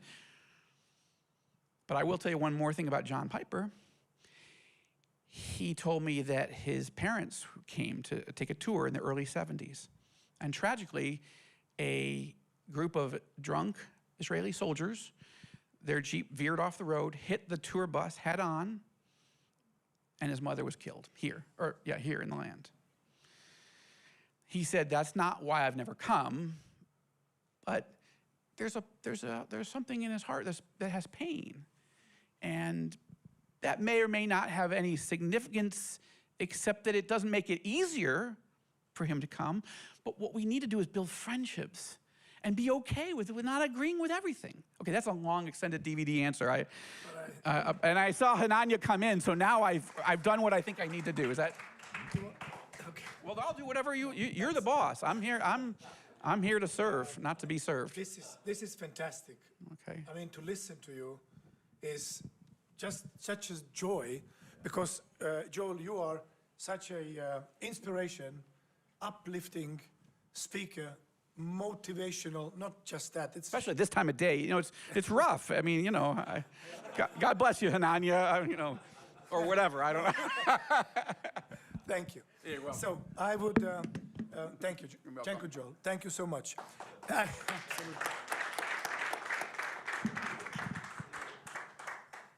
Hanania, may I ask you to come to the stage? Hanania is a very unusual young man.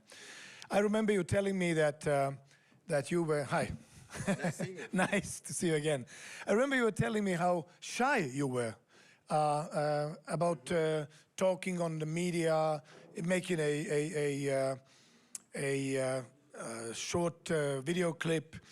And then comes the Gaza war, and you are there in the uniform, and you start to post clips on the YouTube. What made you do this? True. Well, does this thing work? Yeah, I think so. Yeah. Well, that's awesome. Well, first of all, it's awesome to be here and to listen to what Joel had said. And yeah, before we begin to talk about that, I just have to say that, while coming here, there was something burning inside of my Israeli heart that I just had to say. And it's that nothing, and I repeat this, nothing will ever break the alliance between the Jews and the Christians. It doesn't matter who is president, it doesn't matter who is prime minister, because our alliance does not stem from the earth. We pray to the same God, the God of Israel, the God that sees everything, the God that controls everything, but most importantly, He loves both of us. And I think that that's just amazing to be able to, be here with Christian brothers and sisters. And you're right, I used to be actually very shy. I used to be the kind of guy that would, sit over there in the back. I didn't want the teacher to approach me, to talk to me. But that changed because I was an IDF soldier in the Armored Corps. And shortly after I finished my advanced trainings, I found myself inside the Gaza Strip. Hamas started to fire rockets at Israel, same old mantra, firing rockets at Israel. Israel is blamed for that. But this time I was inside the Gaza Strip. I was fighting Hamas alongside my brothers in arms. And I was honestly angry to see how the media was treating us, Israelis, because I was an IDF soldier. I was given the commands. When you join the IDF, the first thing that you are given is not a weapon. The first thing that they teach you is not how to shoot a gun. They first give you a small booklet it's called the IDF Code of Ethics. You first learn how to behave. You first learn how to be a human being. And only then you learn how to defend your country. That's how it begins. And so, we would come back to Israel from the Gaza Strip. I would see the news embracing Israel, loving Israel. I'm kidding, obviously. So I said, you know what? When things are calm, I'm going to start and speak up for my country. My English, I was born and raised in Israel, in Upper Galilee, so English is not my first language.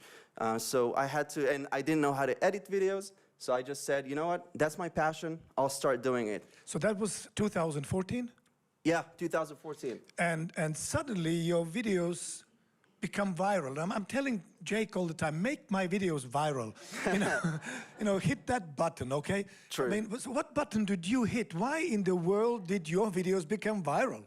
Well, it's a secret. I'm not going to share this, but no, I'm kidding. Honestly, there's no recipe to a viral video. I think that people connected to that Israeli, to that human being, because I didn't speak on behalf of anyone but myself, my personal experience as an IDF soldier who fought to defend my country, who lost friends.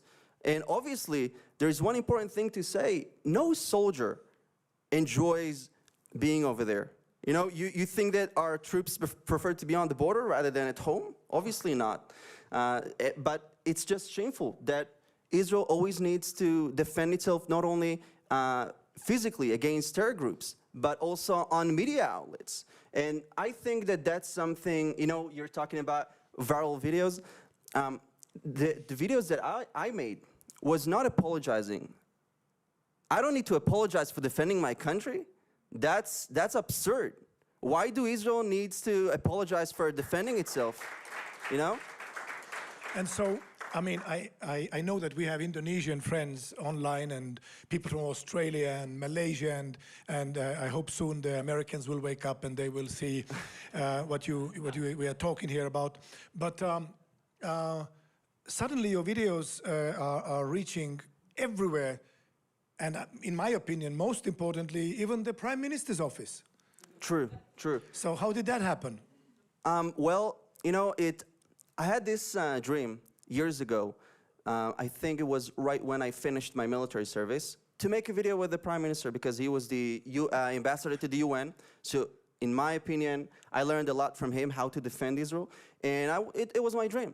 So I made that dream happen, and well, what do you know? Months later, he asked me to join the digital team. So that's something absolutely incredible. So you somehow reached out to him and said, I want to make a video with you? Is that the story? You know, in Hebrew we call it chutzpah. I know that. That's what we call it. Yeah. That's you know, that's chutzpah. If you don't dare, you'll not make it. You know. Sure. So you went to Prime Minister's office. I mean, nobody goes to Prime Minister's office. Yeah, well, I contacted one of the advisors. Yeah, nowadays, you know, you don't go to the door. You can text them. Smart. So you make a video with Netanyahu, and you end up working with him. True. So that's quite an interesting story. I mean, we had a Supreme Court justice here from Michigan. He spoke about his dreams and his struggle through the pain. But I mean, I think it is so fascinating that you can dream a dream and then, you know, prophesy your own story and then go and live it. Absolutely. It's something that, you know, I think that this is a great lesson to all of us, that I'm still learning as well, that, you know, you can always achieve whatever dream you have, you know. You are your own limit. Now Nothing else can you're limit you. really intriguing me now here. And I think... So that regards viral videos as well. You know? That's fantastic. Now, I'm thinking about Joseph and his story, you know. He had also chutzpah to stand, you know, before Pharaoh and prophesy his own work description and then say, well, here, you know, you need a man for the job. Well, that's true. That's and true. I think he did his job well. And you have been doing an extremely, fantastically great job. Can you tell a little bit more about what is your day-to-day life about? Yeah, well, actually, you know, obviously defending Israel is a passion of mine. And that's why, you know, as an Israeli, I was born and raised here, as I've said previously. And as an Israeli, it warms my heart. It honestly makes me want to cry when I get messages from Christians all over the world that, you know, they say, hey, you know, I pray for you. I pray for your country. You know, what Hamas is doing is not okay. But, you know, to see people miles away, kilometers away, praying for Israel, praying for this tiny country, you know, I think that I can speak on behalf of Israelis that it warms our hearts. And to see this friendship happening is just incredible, and it honestly encourages me to make more videos. I'll tell you a little bit, in case you guys aren't familiar. I'm basically making videos. I realize that, nowadays, social media is where people come, argue, share their thoughts and opinions. On social media nowadays, you can see a lot of anti-Israel activists trying to hijack these platforms. Especially, we had a TikTok problem. People posting videos of them, like Arabs, anti-Israel activists, posting videos of themselves burning the flags of Israel. And I can tell you personally that when Israel signed a peace treaty with the UAE, I'm a privileged Israeli, so I was like, let's drive to Jerusalem, to Harmon HaNatziv, hold the flag of the UAE and say, welcome to Jerusalem. I can't wait to see you guys in Jerusalem. A lot of people who are watching. We actually have somebody from Dubai here. So, oh, that's awesome. So yeah, you are talking to a right crowd. Yeah. So I posted that video on TikTok, welcoming the peace with the UAE. And what do you know? They took it down and banned my TikTok. I fought back. Us Israelis, we're fighting back. We're not apologizing. So I managed to get it back. But nowadays, I basically make videos about Israel. I'm very happy that it's reaching. I think during the last conflict, we talked about this. I was able to reach over 90 million people, and that's just incredible. But still not enough. Yeah, well, I know that. Yeah. I remember during this conflict, I'm your big fan, you know that. I'm your big fan. Well, thank you. So I'm following you on Instagram, and I'm getting your posts, and they're so good. I'm sending it forward. I'm forwarding them to other people. How? Maybe I'm not so effective in this. Maybe I should do something much better. But again, I think that your greatest advantage is that you are a step ahead of media, a step ahead even of events. I like it. Well, I try to keep it that way. I try to keep it that way. But honestly, it's something that's incredible because I always say this. Yes, I am biased because I'm an Israeli. Back in 1939, and even before that, they used to say, Jews, go back to Palestine, leave Europe. We did that. We came back home. But nowadays, they say, Jews, leave Palestine, go back to where you came from. Well, you know what? We don't have another place. If my land is burning, I'm going to defend it because I have nowhere else to go. We are back home, and we're not going anywhere. And, we're talking about speaking up for Israel, but it's really you. You guys are the real ambassadors of Israel wherever you go. And it's not ambassador of Israel. It's not representing Israel. It's simply representing the truth. Because, guys, by defending Israel, you defend and secure your future. Because I've said it previously that, these terrorists are knocking on our borders. But if we don't stop them, you think that they'll stop here? Obviously not. Obviously not. They are radical. They're radical Islamists that, their greatest ambition is to establish a worldwide nation. So by stopping them, we basically make sure that your security is also, you are safe. So by standing up for Israel, you stand up for your own security. And, it makes you ambassadors of the truth, standing on the right side of history. So, Hanania, I'm looking at your posts. You're exposing this story with a baby that is a Russian model. True. and she's not dead. She's happily alive in Moscow. They claimed she's dead. And I think you have a staff of 100 people working for you, doing the midgets, research. Yeah, midgets. No, I'm kidding. No, research and finding all of these facts. And then you just say, well, I like this clip, edit it this way a little bit, and then you say to another one, yeah, you just, you missed it a little bit here, but let's just rephrase it. Is that the reality you are facing? No, unfortunately, I'm doing everything by myself. So, well, I love it. When you do something that you love, so you just want to do more of it. And it's just incredible. It's incredible to be able to share the truth. Because, I always say that. You mentioned that Russian girl. On social media, it's so easy to distort the truth and to portray Israel as the aggressor and them as the victims. It's true, Israel is strong. It's true that we have the means to defend ourselves. But, I understand them, the anti-Israel activists, that they, that perhaps they want us to give Hamas Iron Dome, maybe a few jets, fighter jets, maybe a few tanks. But do they really expect us to cooperate with that? We have the means to defend ourselves against terrorism. And, I have to say this, that it's not hard to do this. You simply have to take the truth and share it. That's so easy. It's like the truth is right in front of you. You don't need to think, oh, how am I going to distort the facts now? How am I going to flip this story?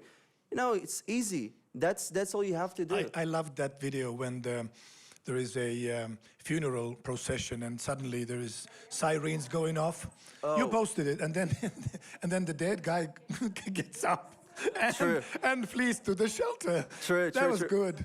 Well, it's the thing. I want to go back to that fake news that they're posting about. It's that they posted a picture of a Russian girl. They claimed her as their own, and they said they even gave her a name, and they said she died in Israeli airstrikes. And well, what do you know? She is alive and in Russia. She was a Russian child model. So, you have all these kinds of fake news that you have to deal with. And, I want to say that it breaks my heart as well when I see Palestinian civilians dying. Does the world think that we're happy about it? Of course not. It breaks my heart because I don't want them to suffer. They're not suffering because of us. They're suffering because of Hamas. They're suffering under a dictatorship. You can guess yourselves what's going to happen to a Palestinian in Gaza that will stand up to Hamas. I'm telling you, they will not live much longer if they do that. Well, another thing that I love about you is that you have such a great heart and ability in dealing with vicious haters. I mean, you get so much hateful, responses, and you just, smile and you say, well, we actually love you, Iranians, and what can we do to help you? Well, Iranian people are amazing people. That's number one. You have to distinguish between the Islamic regime and the Iranian people. But with that hatred that I'm getting, it simply motivates me more. Because I'm saying, I'm reaching the same exact people. Obviously, it's good to strengthen our allies and our friends. But when I get hate, I'm like, right on. Bring some more, because it motivates me to do even a greater job at this, because I want them to know that I don't hate them. I want them to know that I do want peace. And I can actually tell you that I once got a message, but it's between us. I once got a message from an Egyptian student. He told me that he wanted to come to Israel via Jordan and stab Jews.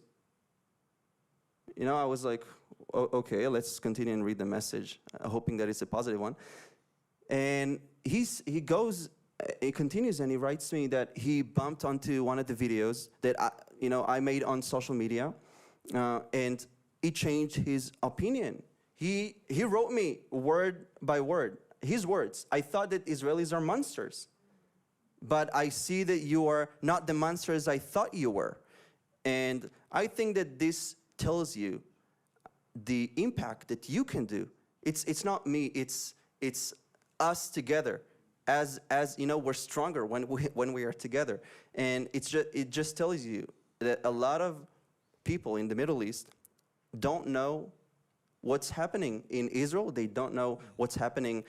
Who are the Israelis? I got a message from someone from the Emirates that they said, thank you for explaining what's happening on Temple Mount, because I thought that it's the Israeli police that's simply storming into Al-Aqsa Mosque, for fun.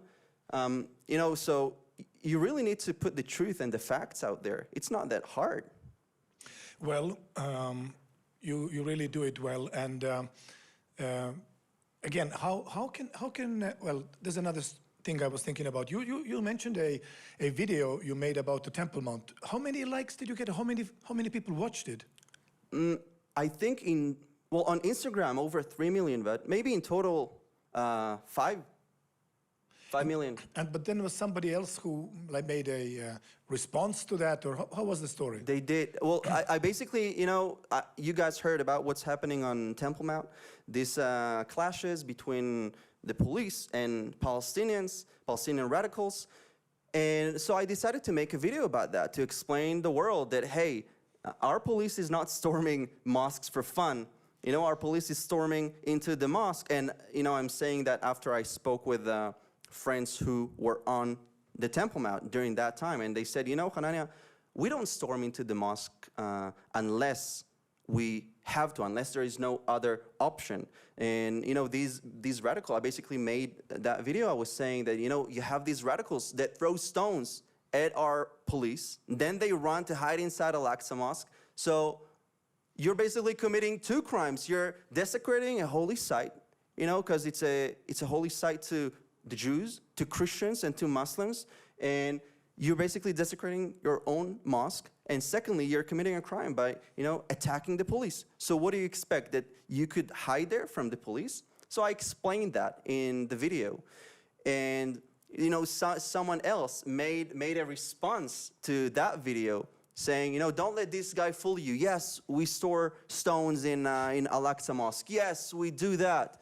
But you have guns, you have this and that. There's an ongoing war right now. It's not on the Gaza border. It's on your phones. All you have to do is just open the app, and it's over there. So, that's why I'm always saying that we need to be united. Jews, Christians, Muslims.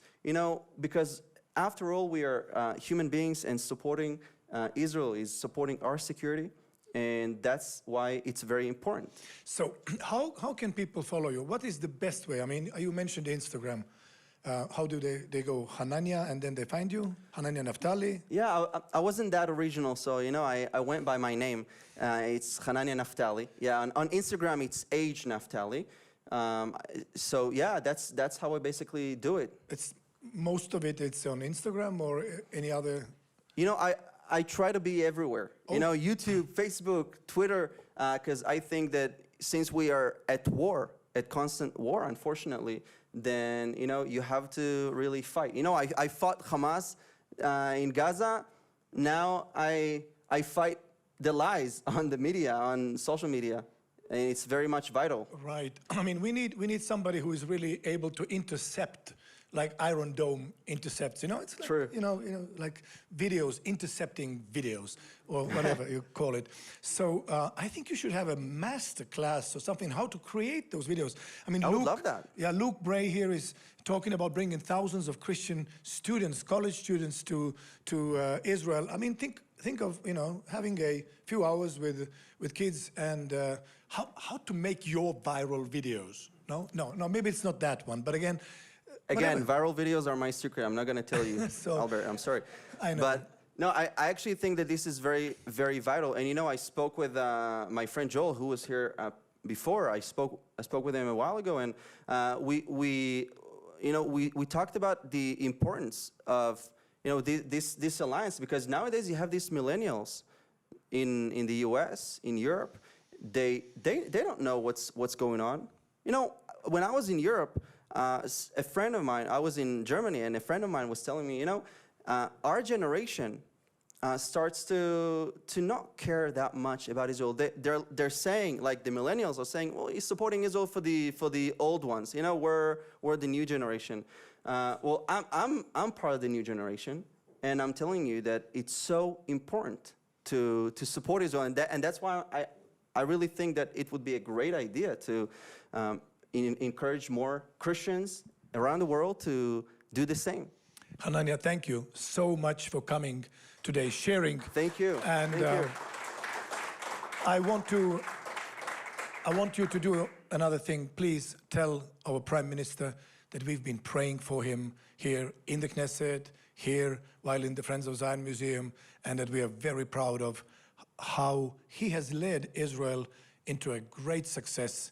Is a great leader. So thank you so much for serving our country, serving our Prime Minister, and May God bless you. God bless you. Thank you Thank so you. much. Our next speaker is a fantastic expert concerning the Middle East. Should I switch here?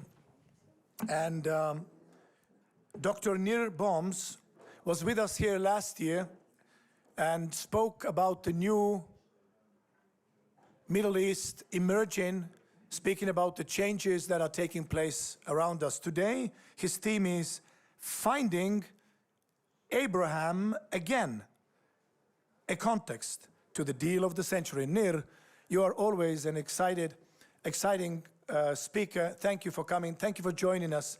And please, the stage is yours. Thank you very, very much. Hello to everyone joining here and elsewhere. Can I get my PowerPoint on, if you can? Friends, about 11 years ago, almost to the day, I find myself in Egypt. Sitting in Cairo, this is the beginning of what is about to be the Arab Spring. And a bunch of us are sitting in a cafe. And we have one of those conversations. What will happen now? Can the Middle East change? Will we find Abraham? And as we're having this conversation that lasts for a while, we hear an interesting exchange taking place in the table right next to us. There is a gentleman there. He's calling the waiter and says, "Asmah ya habibi, excuse me, my friend. You know, it's summer, it's very, very hot. Can you turn the air conditioner on?" "Wallah ya habibi, fish mushkila." The waiter tells him with a very famous Egyptian smile, "Not a problem, we'll turn the air conditioner on for you." We continue the dialogue for another few minutes. And then we hear something interesting. He calls the waiter again and says, "Excuse me, I hate to bother you again. It's getting too cold. Can you turn the air conditioner off?" And he says, "Wallah habibi, fish mushkila," the same smile. We continue with our conversation, but 10 minutes later, the same thing happens again. He calls the waiter, "Can you turn the air conditioner on?" And 10 minutes later, he calls him again, "Can you turn the air conditioner off?" Until next time the waiter comes to us, we tell him, "Wallah habibi, should we say something to this gentleman over there? Obviously, he's driving you crazy." And the waiter gives us the same very nice smile, "Fish mushkila, not a problem. Why do you think he's driving me crazy?" Because we tell them, "How can you turn on and off the air conditioner every 10 minutes? And he tells us, "I don't think you understand. We don't even have air conditioning here." Soon thereafter, the Arab Spring begins. And I get myself reminded of this story. Why?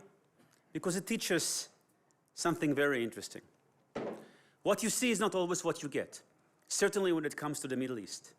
And in the Middle East, the power of perception sometimes is greater than the power of the truth. We just heard Hanania, we just heard, so many things in the last year. So many of us are speaking about fake news and what's happening over there.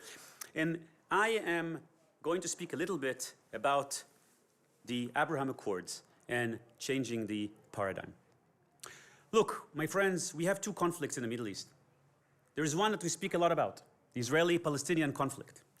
But if we are going a little bit further away, we also see something that's called the Israeli-Arab conflict. These are related. I think for too many years, many people thought they're almost the same, but they're not. We are somewhat stuck with the Palestinian file. We're not going to spend a lot of time about that. But something had happened here. And it didn't happen just with the Abraham Accords. It started with this air-conditioned story in Egypt. It started in the last 10 years.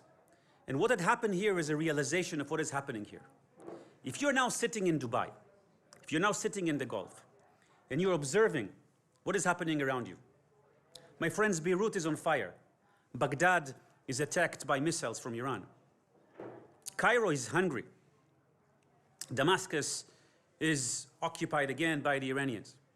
And if you're sitting there in the Gulf, you're looking at all of this and says, "Look, I've seen the fire, I've seen the storm.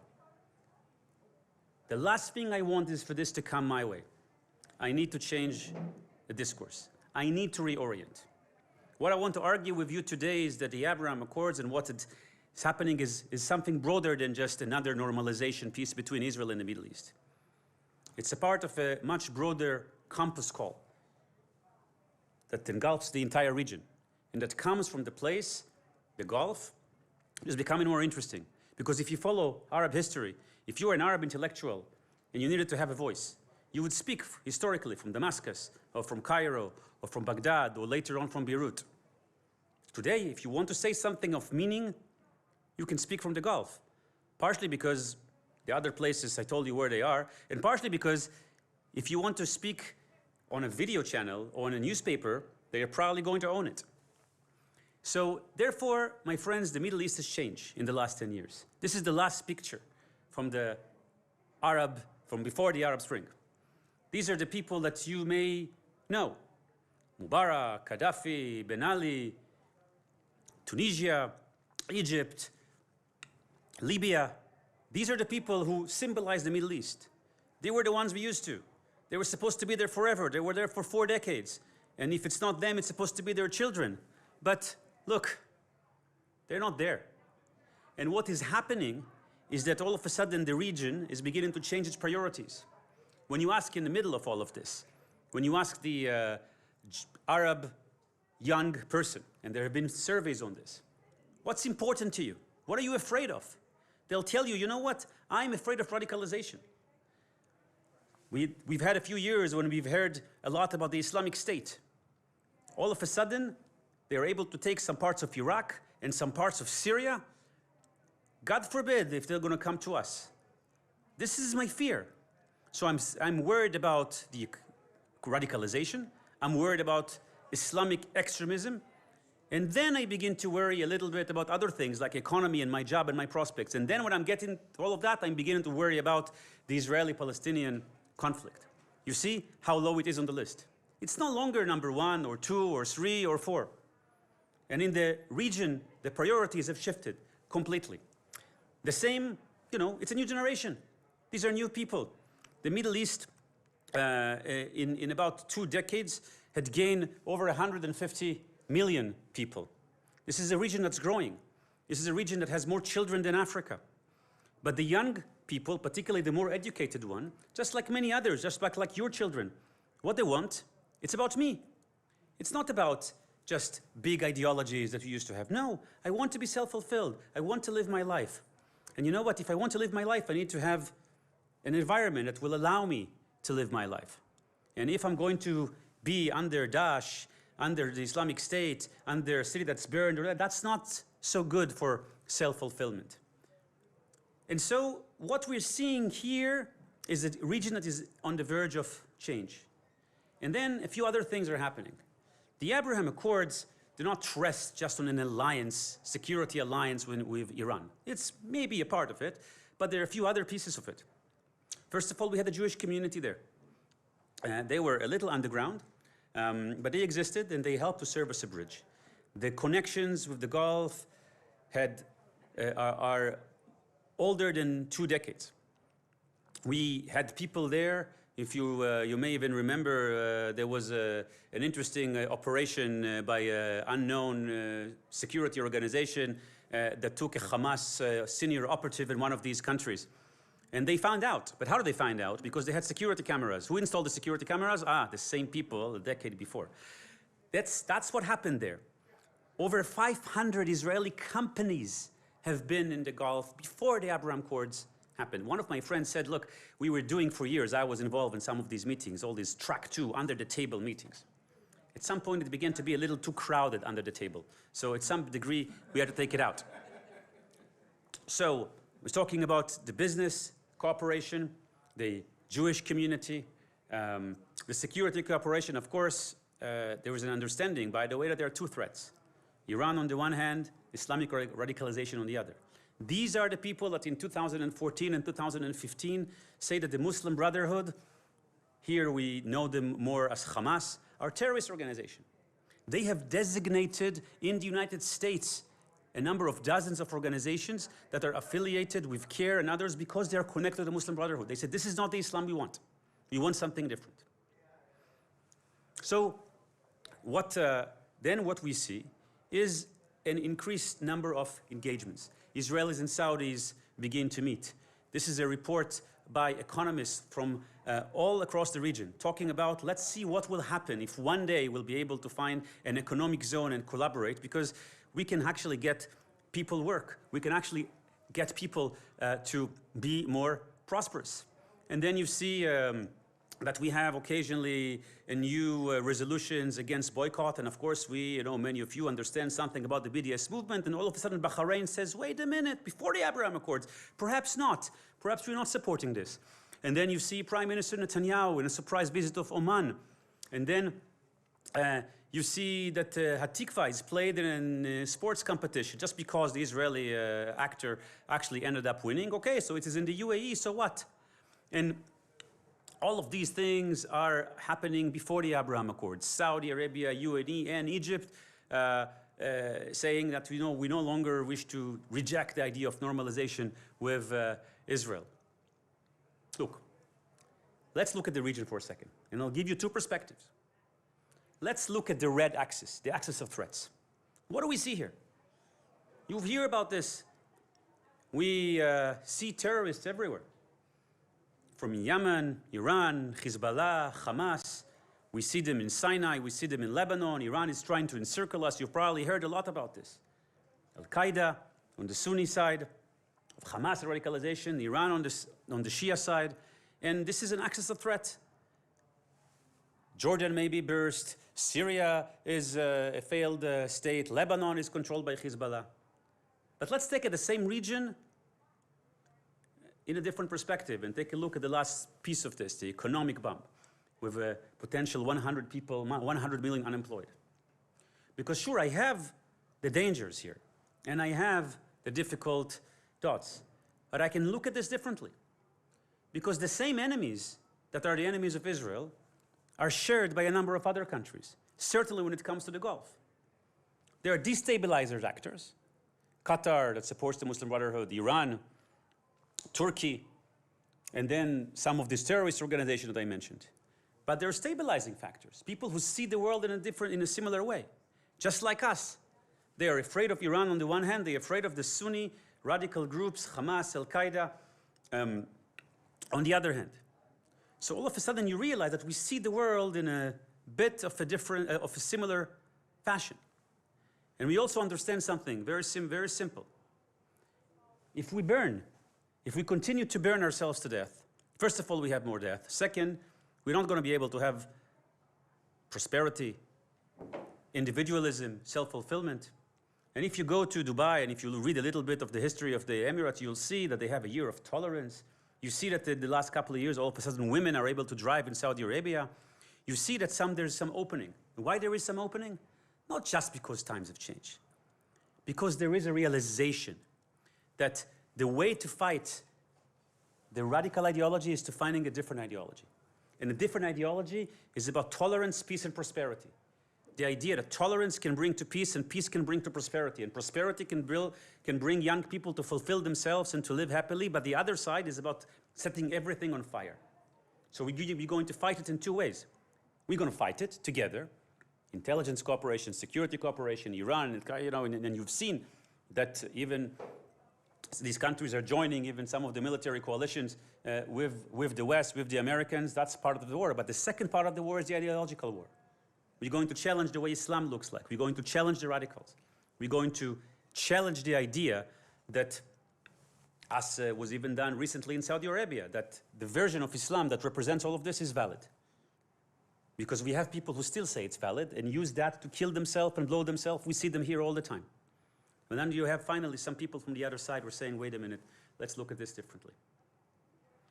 So all of a sudden, the Palestinian issue is it's not so important. There are other more important issues. With all the respect to the Israeli-Palestinian conflict, anyone of you know how many Palestinians were killed here since 1948? One of our Syrian friends once commented, the number is close to 20,000. It's a very big number, but this is what happened in Syria's conflict in 1 month. In 1 month, in a conflict that killed in the last decade close to 1 million people. Part of the problem is that we have a conflict here that makes a lot of noise, hardly bleeds, and then everybody can go and tackle it. But some of the friends in the region say, let's put everything in perspective. It's not so important. And now I move into the Abraham Accords. And if you read the language of the Abraham Accord, you will find something interesting there. There is not country that is mentioned there. It's not a regular or generic peace between two countries. It's something more interesting, and this is why others could join. It's a concept. It's a vision. It's a compass call. It's about the idea that we want to join a vision, a shared vision that takes this idea that tolerance can bring to peace, that can bring to prosperity. This is where we want to go. This is where we want to take the region. And from there, what you see is things that are a bit more positive than what we've seen here in the past few weeks. Because you've seen real engagement. You've seen flags together. You've seen Zoom calls together. You've seen the first kosher factory located in not so far away from Dubai. You've seen people who are willing to come together, speak publicly about the fact that we are about to change the Middle East. We used to have, you know, I used to work in Washington, and I used to come to diplomatic meetings, and I speak to some people from the region, and I say, hello, I'm Nir, I'm coming from Israel. So, no, God forbid, I will shake your hand. But what we're seeing now is very different. I'm almost every day, I got my phone call is 971, 972, 973, Bahrain, Israel, and the United Arab Emirates. Calls from Oman, calls from here, calls from there. Why? Because they are willing to do this publicly, and they're willing to do it with people to people. The first time, last when I was there, just a couple of months ago, a Holocaust exhibit in the United Arab Emirates. A beautiful one.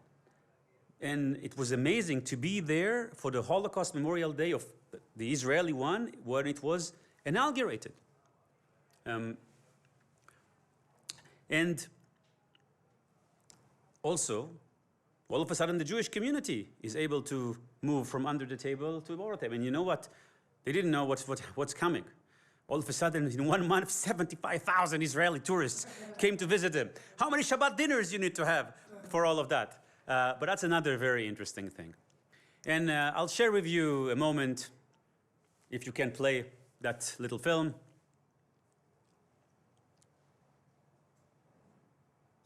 Does it work?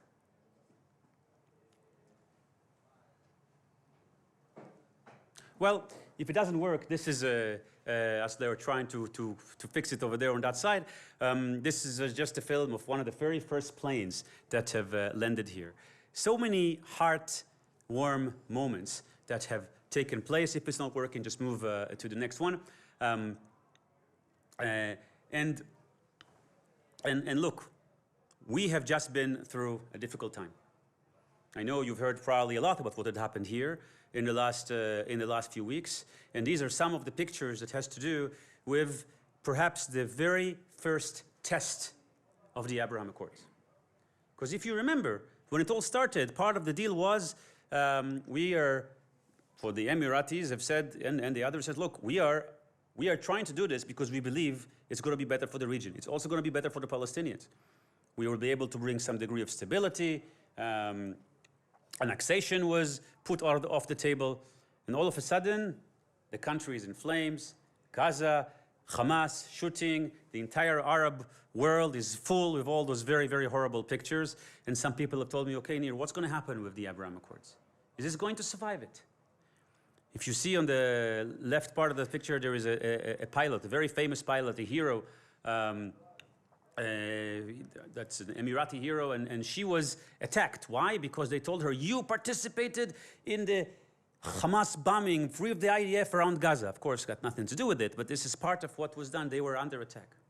You know what? We were in daily contact. In daily contact with WhatsApp groups, with briefings. People were trying to understand what is going on here. It was not an easy time. But last week, they just opened a new embassy here. The flag was there.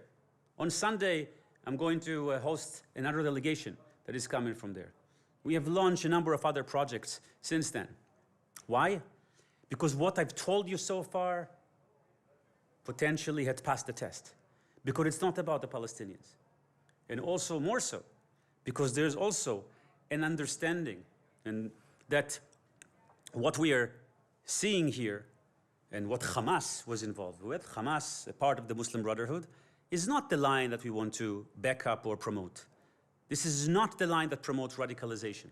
This is not the line that promotes people shooting missiles at civilians. This is the line that promotes peace and tolerance. So therefore, you see that the embassy has opened, and really, this is one of my favorite pictures. Yes, my friends, this is an old picture, because what I'm arguing with you is that what we're seeing here is a new Middle East. And I hope that some of this will give you a perspective of why this is important, and I hope that some of this will give you a sense of why it passed the very first test. I hope that many of you will be able to visit this place. I've seen very wonderful moments, moments of connections. I'm now in touch, actually, with some of the leadership of the church, some of the churches over there who have asked us to engage with them on an interreligious dialogue with the Jewish community and with the Muslim community. There's an understanding that we can now do things and can do things in the open that we have not done elsewhere. So for me, it's a sign of hope. And by the way, every time when somebody tells me, how can you be optimistic in the Middle East after a war, after Gaza, I tell them, look, I was born here, I'm Israeli. My national anthem is hope. So with this, I hope I can leave you, and thank you very much.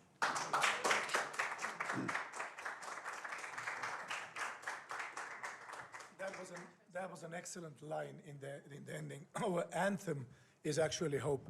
You know, last year when you were with us here, we had our friends from Dubai watching.